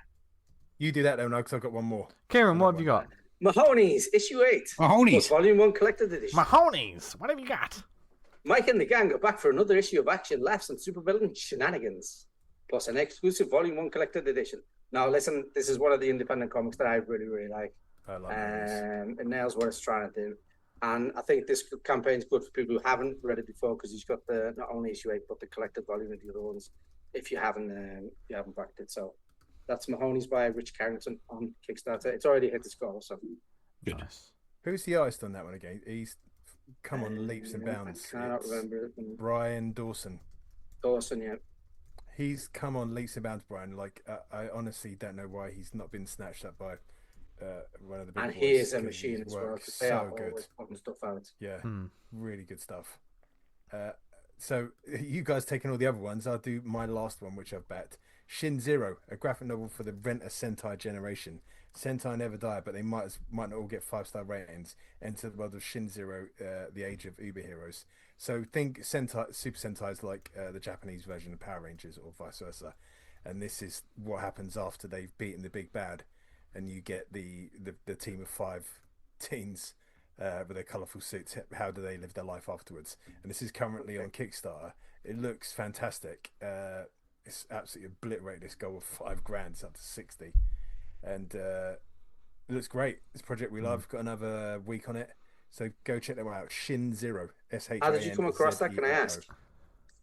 I only saw about one of the million adverts that's been dropped for it. I was just going to say, it was just like all over my Facebook this week. Yeah. Nice. All over your face. All over your face, neck, and chest. Yeah. What? All over. All over. Well, you can see that they're dropping that money on the advertising. Is it a load? Is it a load of money? Well, they've got 60k over it. So, single dollars. How big a load? Dropping a load on the face. Well, load by the sounds of it. Yeah. So nice work. That was good. Have to back the truck up. The truck up is such a big load. Now, before we get into the recommends section, and I think there's something that happened this week that came across our radar, which I just want to bring up, and we won't necessarily mention titles or anything. but Kickstarters. And Dan, I believe it was something you backed. A book that wasn't stated, but we believe it to be a fully AI generated comic. I won't mention the title or creators, but I backed a comic and got it through, and as soon as I scanned through it, I was like, "This is fucking shady." Was it a successful campaign? It was quite a successful campaign. Very successful. It was campaign. it was gothic. Well, there was a urban horror, sexy ladies, femme fatale sort of. Yeah, one of those things, I kind of looked at the campaign initially on my phone and scanned through it and thought that looks okay. Gave it a couple of quid. For the digital, I guess. For the digital. When it came through, I was like, oh, God. Trouble is, I'm really reticent to kind of just go out and say this artist is doing AI, whatever, because I don't know, and I'd loathe to accuse someone of that if they weren't. But looking at it, and I've shown it to a couple of people who kind of know their onions, and they're saying if they're not just AI printing straight off, they're kind of doing AI and tracing it, because you got faces in there like that go from Western comics in one panel to a manga face in the next, and it's like, oh, come on. I mean, those detectors aren't always right, though. That's the thing you've got to be careful of, which is, I know, is why you're reticent to name it, and I think you're doing the right decision there, man. And seeing the pages and the way it's put together, I'll say this on sort of first glance, it's a really well put together book. Yeah. Like the design, the layout, and even the flow of the story. Do you know what I mean? Just the way the pages move and stuff, and the story moves. It works, which is why there's that you're looking at it, and there's just something that it's a happy valley, they call it. When you're looking at something, it's like there's something about this. I mean, you see AI comics on Global that pop up, and they're like, mate, this is fucking obvious. This is.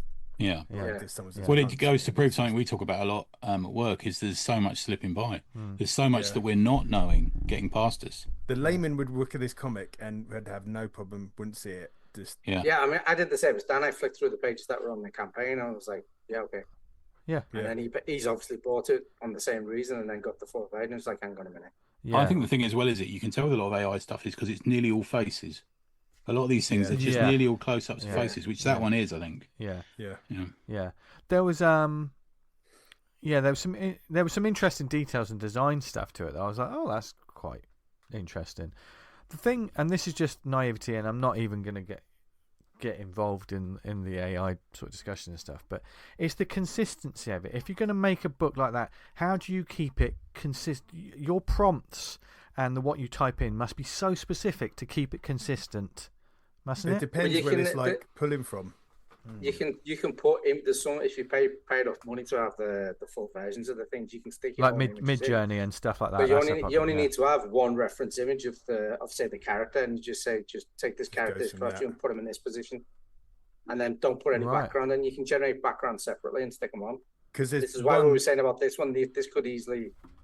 It looks to me like there's mashups in there, because it looks very much not AI to a point, but that could be because of the mashups. Because getting consistent backgrounds and characters at the same time is very, very hard to do. I mean, an artist we mentioned earlier has been called out recently for using AI on his covers and basically drawing over them. Right. Yeah. And we consider him one of the best cover artists, don't they? Yeah. It's very hard to fucking check. I mean, it's.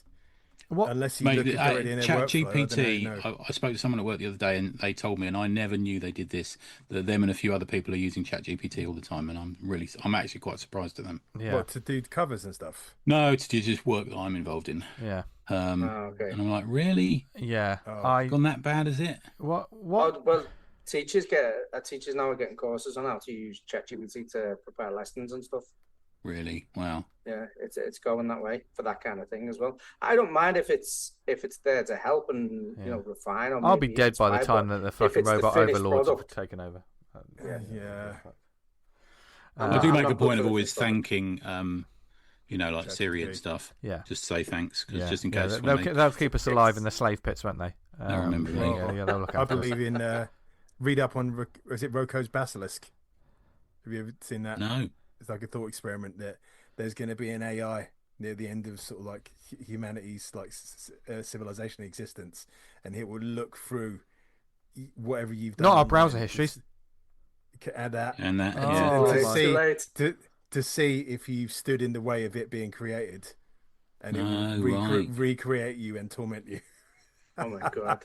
What is a new kind of heaven and hell? No. Yeah, but is this like that report the other week where they were saying they told the chat whatever it was, the AI, they were going to switch it off, and it starts like sending dodgy messages to the CEO and stuff, and blackmailing people. We're fucked, mate. Absolutely fucked. I don't know whether it's true, like what. That one where it said, how long can you play Tetris for? So it paused itself, and the game never ends. And it's like that kind of thinking is kind of out beyond. It's like Harry Mudd when he defeats the fembots in Star Trek. Yeah. When he says, "I'm a liar, but I am lying." Yeah, that one just makes them go. Yeah. It's like that. If you say everything I say is a lie,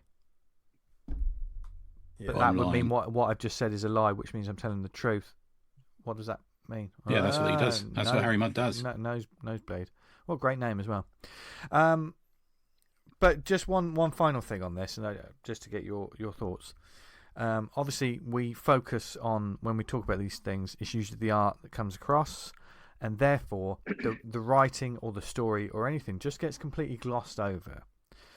Do you? And here's the devil's advocate question: do you think there are some talented writers out there who have this AI work attached to whatever story they're writing, and it's sort of tarnishing their reputation? What do you mean they're writing something and then they're giving it to a company and the company using AI to create just say this book we're talking about, what's in the speech balloons and what's in the narration balloons or whatever could be brilliant. Do you know what I mean? I haven't read it. Oh, but you mean the art's derailing the conversation? Yes, yeah. The art's derailing the conversation. Yeah, potentially, of course. Yeah. Probably. Yeah. And that's and because there's a lot of, I mean, our lovely listeners, there's a lot of our writers out there, so talented, but to get an artist, it is expensive. Do you know what I mean? So that's probably what's led some people down the road of. There's a certain editor at Marvel Comics who did it this week. Yeah. I mean, that's his livelihood. He's literally just fucking. Yeah, that's sort of like, well, I know it's an evil, but it's fun to play with. Yeah, I think that's another example of people have fluffed him up for so long. He doesn't think he can do any wrong, and somebody says, Yeah.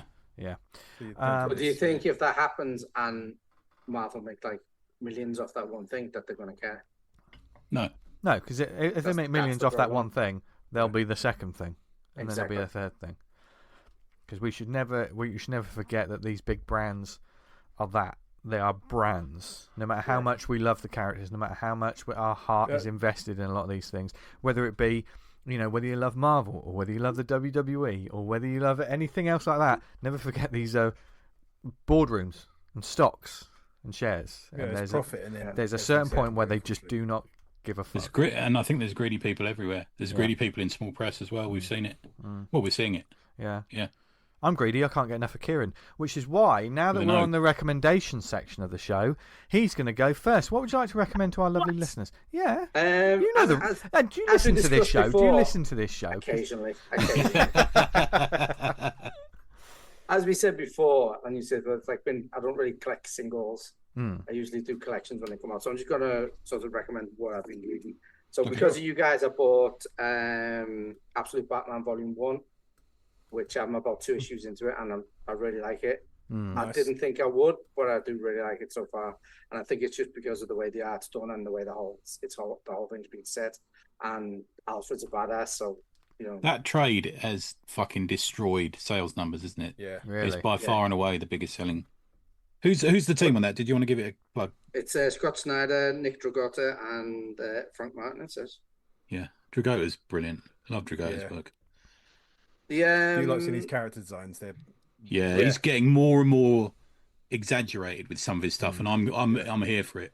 When did the Absolute line start? Was that this year? Was it 2025 or 2024? No, it was last year, I think. Oh, it was last year. Yeah, because I remember I was in Chicago and they were talking about how there was it was selling off there. Yeah, that one time I left the house. I was in Chicago. Yeah. That's another example. And the second one else we're going to recommend was Radiant Black. But there are other examples of the way the industry seems to be going, particularly on Image Comics, and DC are following suit. Is that everything seems to be written in 6-issue arcs? Yeah. So that the trade can come out straight after. Interestingly, sometimes 5 now, because a lot of trades are 5. Yeah. Or it's I started noticing that. It's a one-shot series where it's 5 or 6 issues, and then the trade's out straight away. Yeah. How do you feel about a 5-issue arc? I mean, I don't know why. I like 6 issues, or 6 or 4 or 6. Yeah. I like the way everyone started talking today about the new Batman book. Is that it's one standalone issue, each issue's a different story, and everyone's going, "How refreshing!" I kind of agree with them. It always was. Yeah. And the last thing is a recommendation that I think everyone should read, and it's volume 3 of Ex Machina. Because I don't know what issue number it actually is in the run, but you get to chapter 3 or 4, the last chapter of the volume, and it's a whole thing done by Jean-Paul Leon. But the last quarter of the book or something is the script and layouts for his story. Yeah, script and for his story. You're a big fan of his. I know we often talk about him with you. Talking about earlier about pitching as well. I love in that series where the writer and artist is it James Robinson? Is it James Robinson? Is it? I can't remember who's the writer and artist on that again. I'm blanking.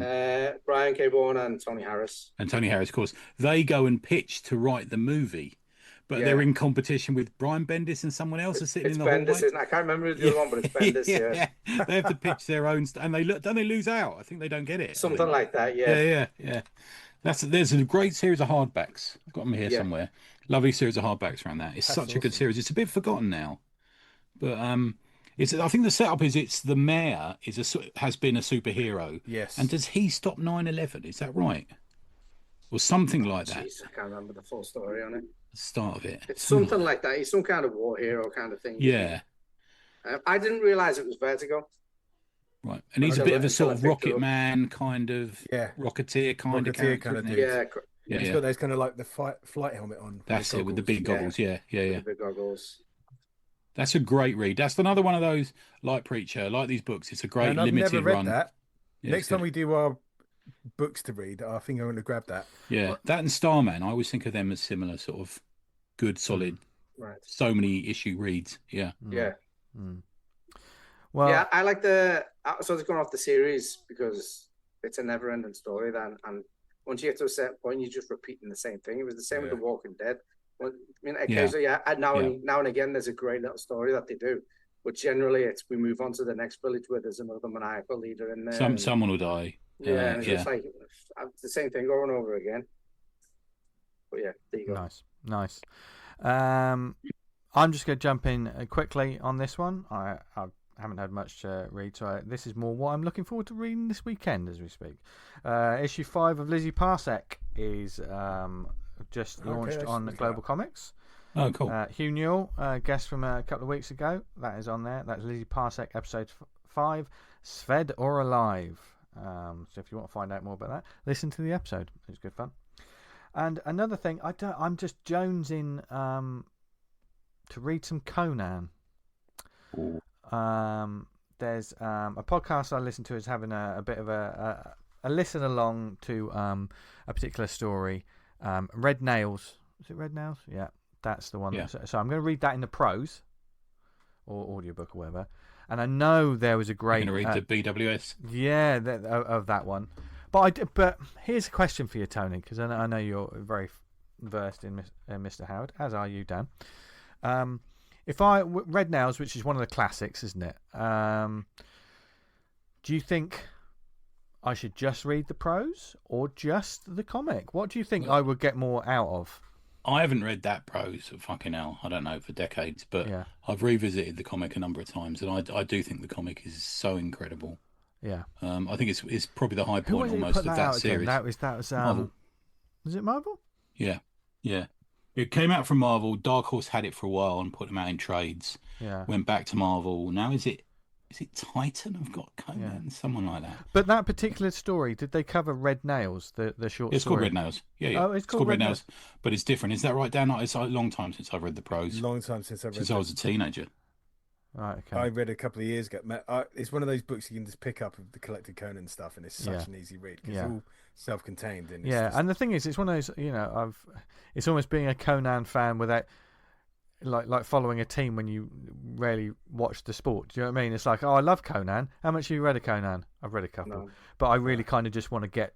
I want to do I've a deep I've dive. probably I'm read, feeling like, that the need first with a lot of 300. characters and stories and titles now. I'm just thinking, I just want to do a deep dive on, like, I don't know, just fucking start some Dick Tracy or start some fucking Flash it's Gordon. great. Yeah. One bit you get out, and he's kind of like wandering through the waste, like half alive. And the next story you read, and he's like the king of like a fucking empire with loads of soldiers. Yeah. The next minute he's chief of a hill tribe. He changes virtually every story. I mean, He's we like- the most touched recent one I there read on was Cull. when we were talking about Cull. archetypes I've and never stuff, read wasn't Cull. it? It's a Conan was darker, almost more of a horror book. It starts off within a castle, and there's a creature behind the was walls. Cull more of an intelligent character than Conan? Yeah, a little would bit. you Well, say? he's royalty from the beginning. Yeah, I was about to say. Yeah, I suppose. But the thing is about it, and I'm a massive proponent. I reread the first 300 issues of Conan before I did Alag the Barbarian, the web series I did. And that's a lot of issues. yeah, and it's the most. I genuinely think, especially the Buscema stuff, is some of the most consistent one-off storytelling you'll read in comics. Like at Comic Marts and stuff, I've picked up an issue, like, you know, You'll pick them up cheap as chips. Tattered old issues, and they've just been fucking so fun just reading those things. And then, of course, you can get a Panosian slightly one, more like? adult. Sorry, mate. Go on. The Panosian run. Dan Panosian didn't he have a run on it? Yeah, Dark Horse. Oh no, it was Marvel, I think, but early Panosian. Is that right? Yeah. Okay. Yeah. More recently, he did Red Sonja, didn't he? Which is a good series. Okay. But yeah, I mean, they overdid Red Sonja, Dynamite. I used to Yeah. have them all. I had a chat with Andy and Gosh and said, look, I can't buy them all. I'm not reading them all. Yeah. And they were so different. But the thing is, I'm not yet. No, I saw it. Yeah, I saw it on Prime now. Yeah. But the because you start off with kind of Barry Windsor Smith, and he grows, and you get the stuff you think, fucking hell, this is just amazing. Elric appears in it as well. Okay. Wow. In one of the first few issues, and then it goes in kind of into the John Buscema stuff, Right. and he owns it. I mean, Buscema famously didn't really like drawing superheroes; he preferred drawing, barbarians, and he massively owns it. And it's different because John was quite sketchy in relation to his lads. So you get Did people Marvel like ever Ernie. do like big collections of that?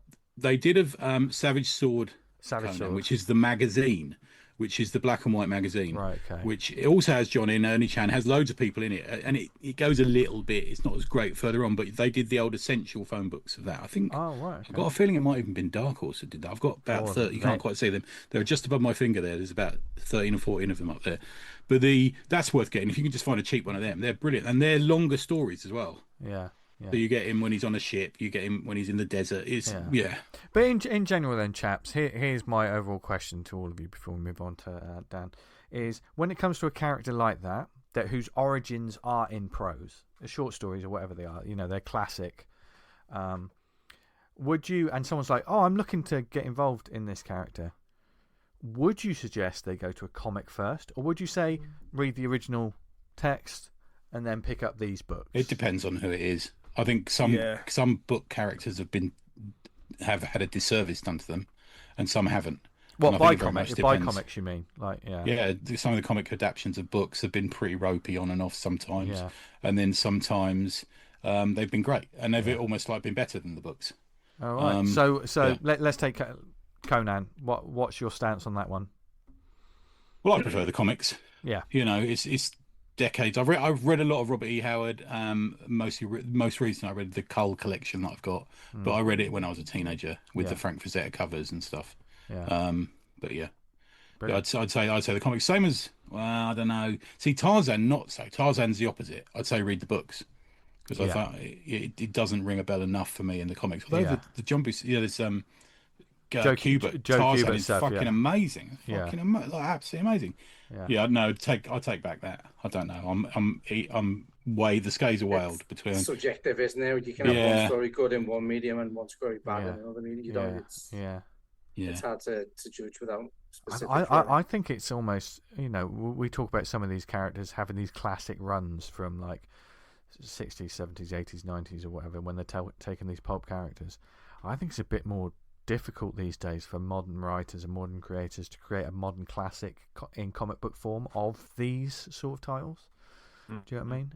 It's rare that people will say, "Oh, you should read like Savage Sword." There's this run which is amazing outside of Europe, outside of some of the stuff that we're seeing in Europe. I mean, inevitably there's going to be shit adaptions, cash-in adaptions out there of hit books and stuff. That's the thing. Yeah.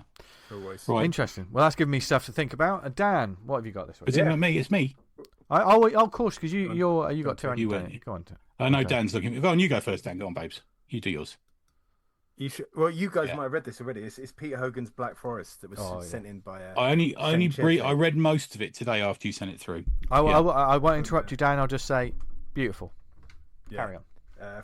From the good people at Scratch Comics. So Peter Hogan's written all these stories, and there's 1, 2, 3, 4, 5, 6, and they're all done by different art teams. Sometimes it's a singular artist. And in anthology, I'm not sure if would this be an anthology? I guess so. I think it is. If it's a collection of the same writer artist, it's a collection. But if it's different people, I think that's how it works. Yeah. All these are fucking dynamite. They're really good. It's a strong collection of artists. Isn't really strong collection of artists, and the stories are just all fucking bangers. They go from like being genuinely creepy to sort of like semi-amusing. I don't want to see a scarecrow again. That one's really sinister. There's a kind of like a folksy tale with like a mother and daughter and a kind of scarecrow, which is like the sting in the tail is really like, well, I'll do the book a disservice if I talked about each story individually, because really it's in the reading of it. They're all standouts to me, but there's one called Our Lady of the Rats, which keys into like the Bloody Mary mythos, and it's written in art and colours by a chap named Mark Stafford, and it's a fucking joy to read. It's such a good little tale. That one. Mark's pumping out the work at the moment. He's so busy. Every week I seem to see something new by him. I absolutely love Mark Stafford's work. It's just some of it like was it The Man Who Laughs? What was it? What was and that, and I know he's been recommended a few times on this. I need to get him on the show sometime. Absolutely slams it on that, and all the books.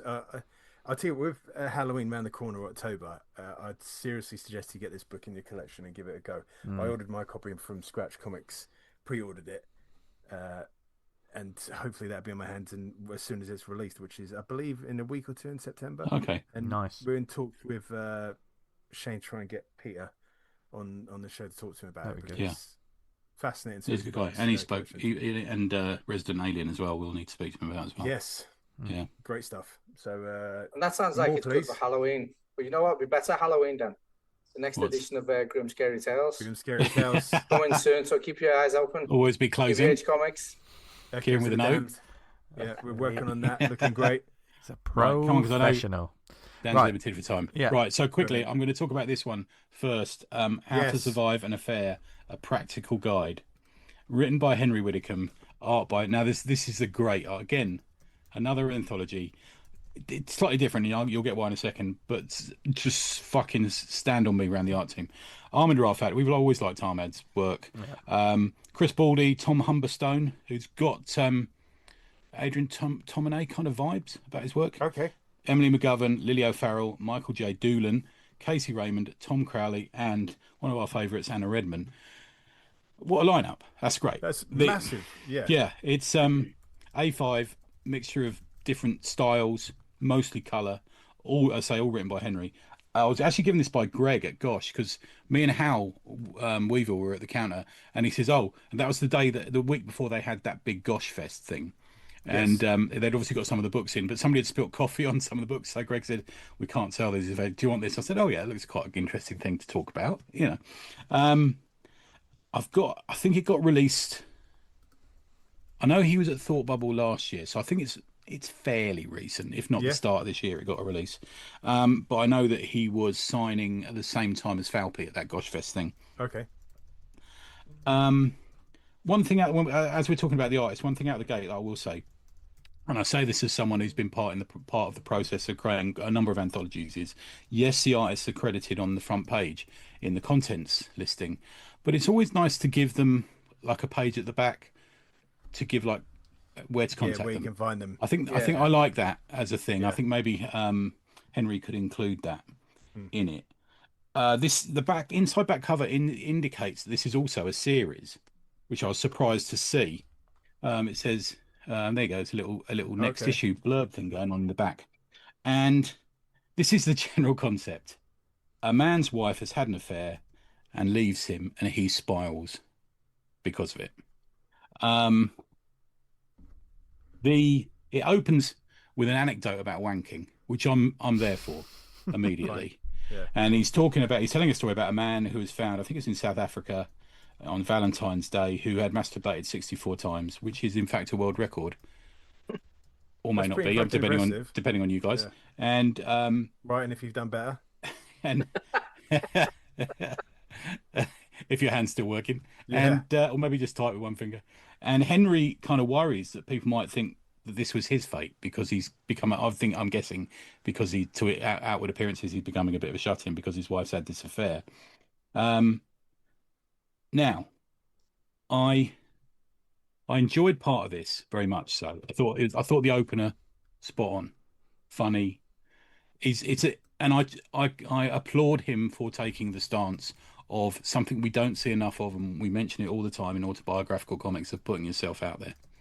Yeah, and you've got to. I think if you're going to do something about yourself, there has to be something about it. It can't just be I watched this on Netflix today. Nobody cares. Yeah. But this is about something that emotionally very devastating for him, because he does go into that quite a lot in his life, and he's putting it out there. But it bounces for me as I'm reading it. My mind's bouncing between insightful and funny comics to self-indulgent pity porn. Right. It jumps between the two for me, and maybe that's the intention. Maybe that's the intention he wants to give out. But I don't. It got me thinking, which I suppose is in itself a good thing, because it got me thinking about intentions and the reality of it and all that sort of thing. There's a really interesting one where he finds, I can't remember how he finds it, but he finds out about the way he'd been treated by his wife compared to this man who was having an affair with her. And I think for Christmas she got him a pair of socks or something, and she physically made the man she was having an affair with well, those things where you open the doors every day. Advent calendar, pardon me. Yeah, advent calendar, and behind it there was a little poem or something about him that she'd personally made, and this affected him. And there was a bit about a dog and a counsellor, and it got too much for me. The sadness in it, I felt like you can't be self-indulgent in your own sadness, because that's a weird thing to say, but I became conflicted about the emotion on the page and whether who he was doing it for, I guess. I don't know. Was this being played up for the potential audience? Yeah, or is this him going through the process, the sort of stages of grief kind of thing?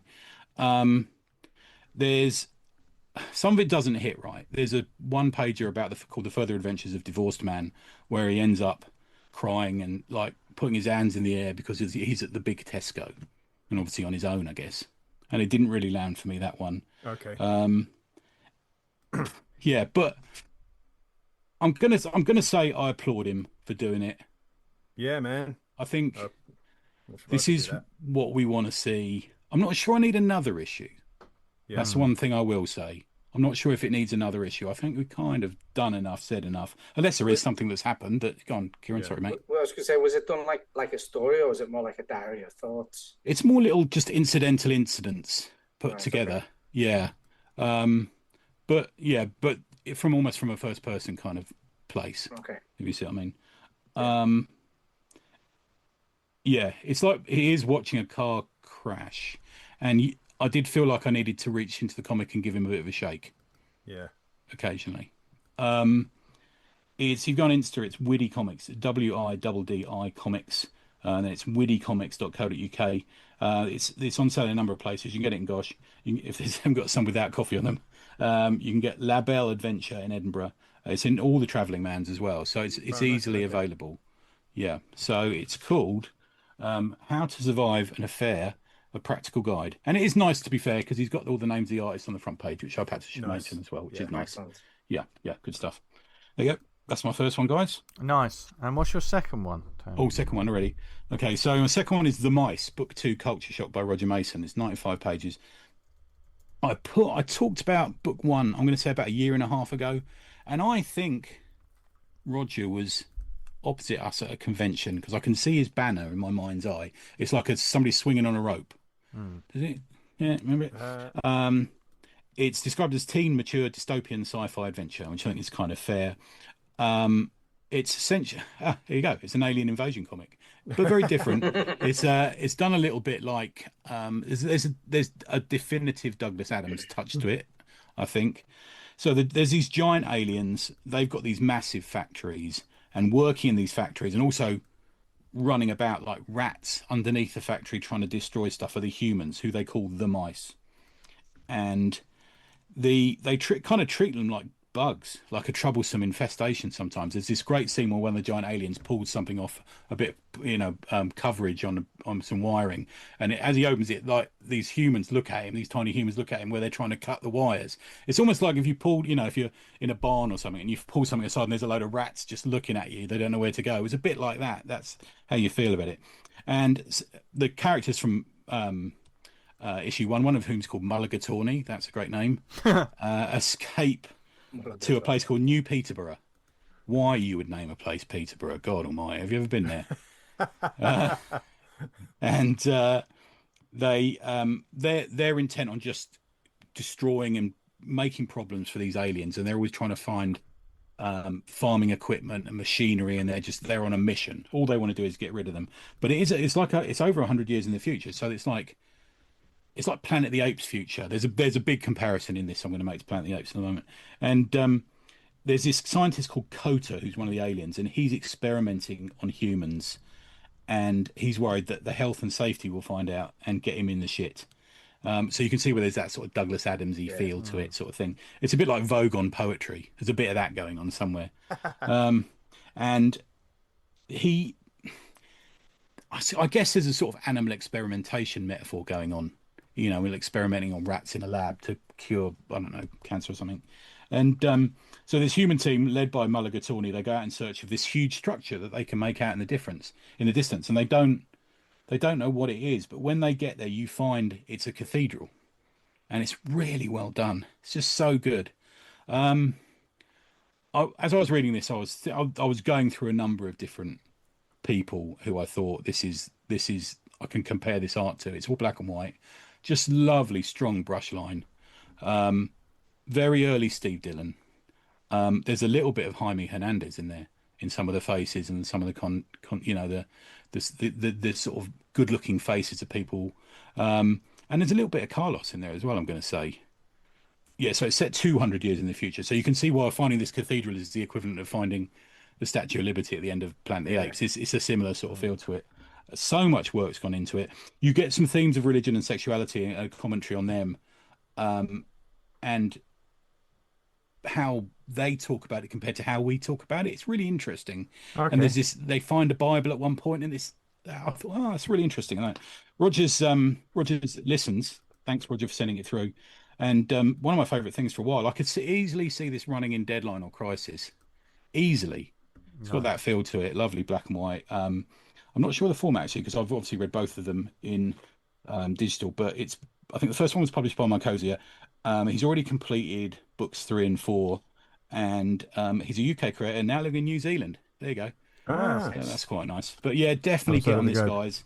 Yeah, if you'll be able to find it, The Mice by Roger Mason. Just lovely sort of I need to down to earth, nice one, sci-fi. Yeah, very good. And this whole episode has been very good, listeners, and I'm sure you'll agree. Lots of stuff to talk about, even with Kieran with an O on it. Sorry, Frank. We love you, Frank, and we loved having you on, Kieran. It's been a right laugh. Thank you very much. Thanks for having me. If there's anything we spoke, never a chore. Hams and cheeses always pleases. Anyway, if you're listening to this episode and you want us to talk more about other topics, other comic book events, launches, etc., if you've got a small press comic that you want us to check out, there's several different ways you can get in touch with us. You can email us awesomecomicspod@gmail.com. Follow us on the socials at awesomecomicspod on Insta, at the awesomepod on X. Thank you for listening to us, whether it's on the website awesomecomics.podbean.com. We're on Apple Podcasts, where you can subscribe, leave a nice review, helps get the word out about the show, algorithms and all of that nonsense. We're also on Spotify, Amazon, Stitcher, Podnose, Podknife. What networks are we on, Tony? We're in the Pod Network. The naked man does not fear the pickpocket. Wise words, as always. Depends on which pocket. Don't call it a pocket, Kieran, and stop putting your wallet up prison there. Pocket. Right, okay. That's where he keeps his loose change. He jangles in a nudist colony. Yeah, no wonder. No wonder. Anyway, for that, Kieran, where can people find you and your brilliant work and your brilliant comics online, etc.? I'm on everything on Kigo Doodles at Kigo Doodles. Just look for that. I'll be there somewhere. Nice. And TBH Comics as well. Yes. I'm on your Group Scary Patreon. Tales 3 Yeah. this Halloween. Follow them all. It's well worth it. Dan, where can they find you? You can find me on Twitter at Vanguard Comic, and you can read Vanguard at vanguardcomic.com. And Tony Esmond, where can they find you? Neveronanything.com, or you can find me Tony Ez on Substack. Our Substack numbers have gone through the roof recently. Thanks to everyone who's check out the Substack. Listening to that. It's a really valuable little place to be, I think, sometimes. Nice. Without the usual bullshit. You'll never find this end section where everybody says everything. It's like a prayer. Everybody who watches the show knows this bit off by heart. I remember as a kid just being in church and like I'm sitting there saying things. And then I realised I was saying the priest bit. It brings the church that much. I was saying the priest bit. I know what you mean. And that's what this bit is like. Everybody saying this show, Vanguard at Vanguard.com. And this show is a religious experience, but you'll never find me because I'm a ninja. Thank you for listening, everyone. And join us next week for more comics, fun, and who knows what we'll be talking about. But from Dan, Tony, Kieran and myself, have a brilliant week. Keep reading comics, keep making comics, and keep enjoying comics. Never mind the old people on soapboxes complaining about things. As long as you're enjoying the comics you make and read, that's all that fucking matters. That's all we care about. So, we love you very much. And from all of us in ACP Towers, keep reading comics. And what else should they do, chaps? Stay awesome. Stay awesome. Do both. Stay awesome. Sorry, Frank. Bye. Bye, Frank.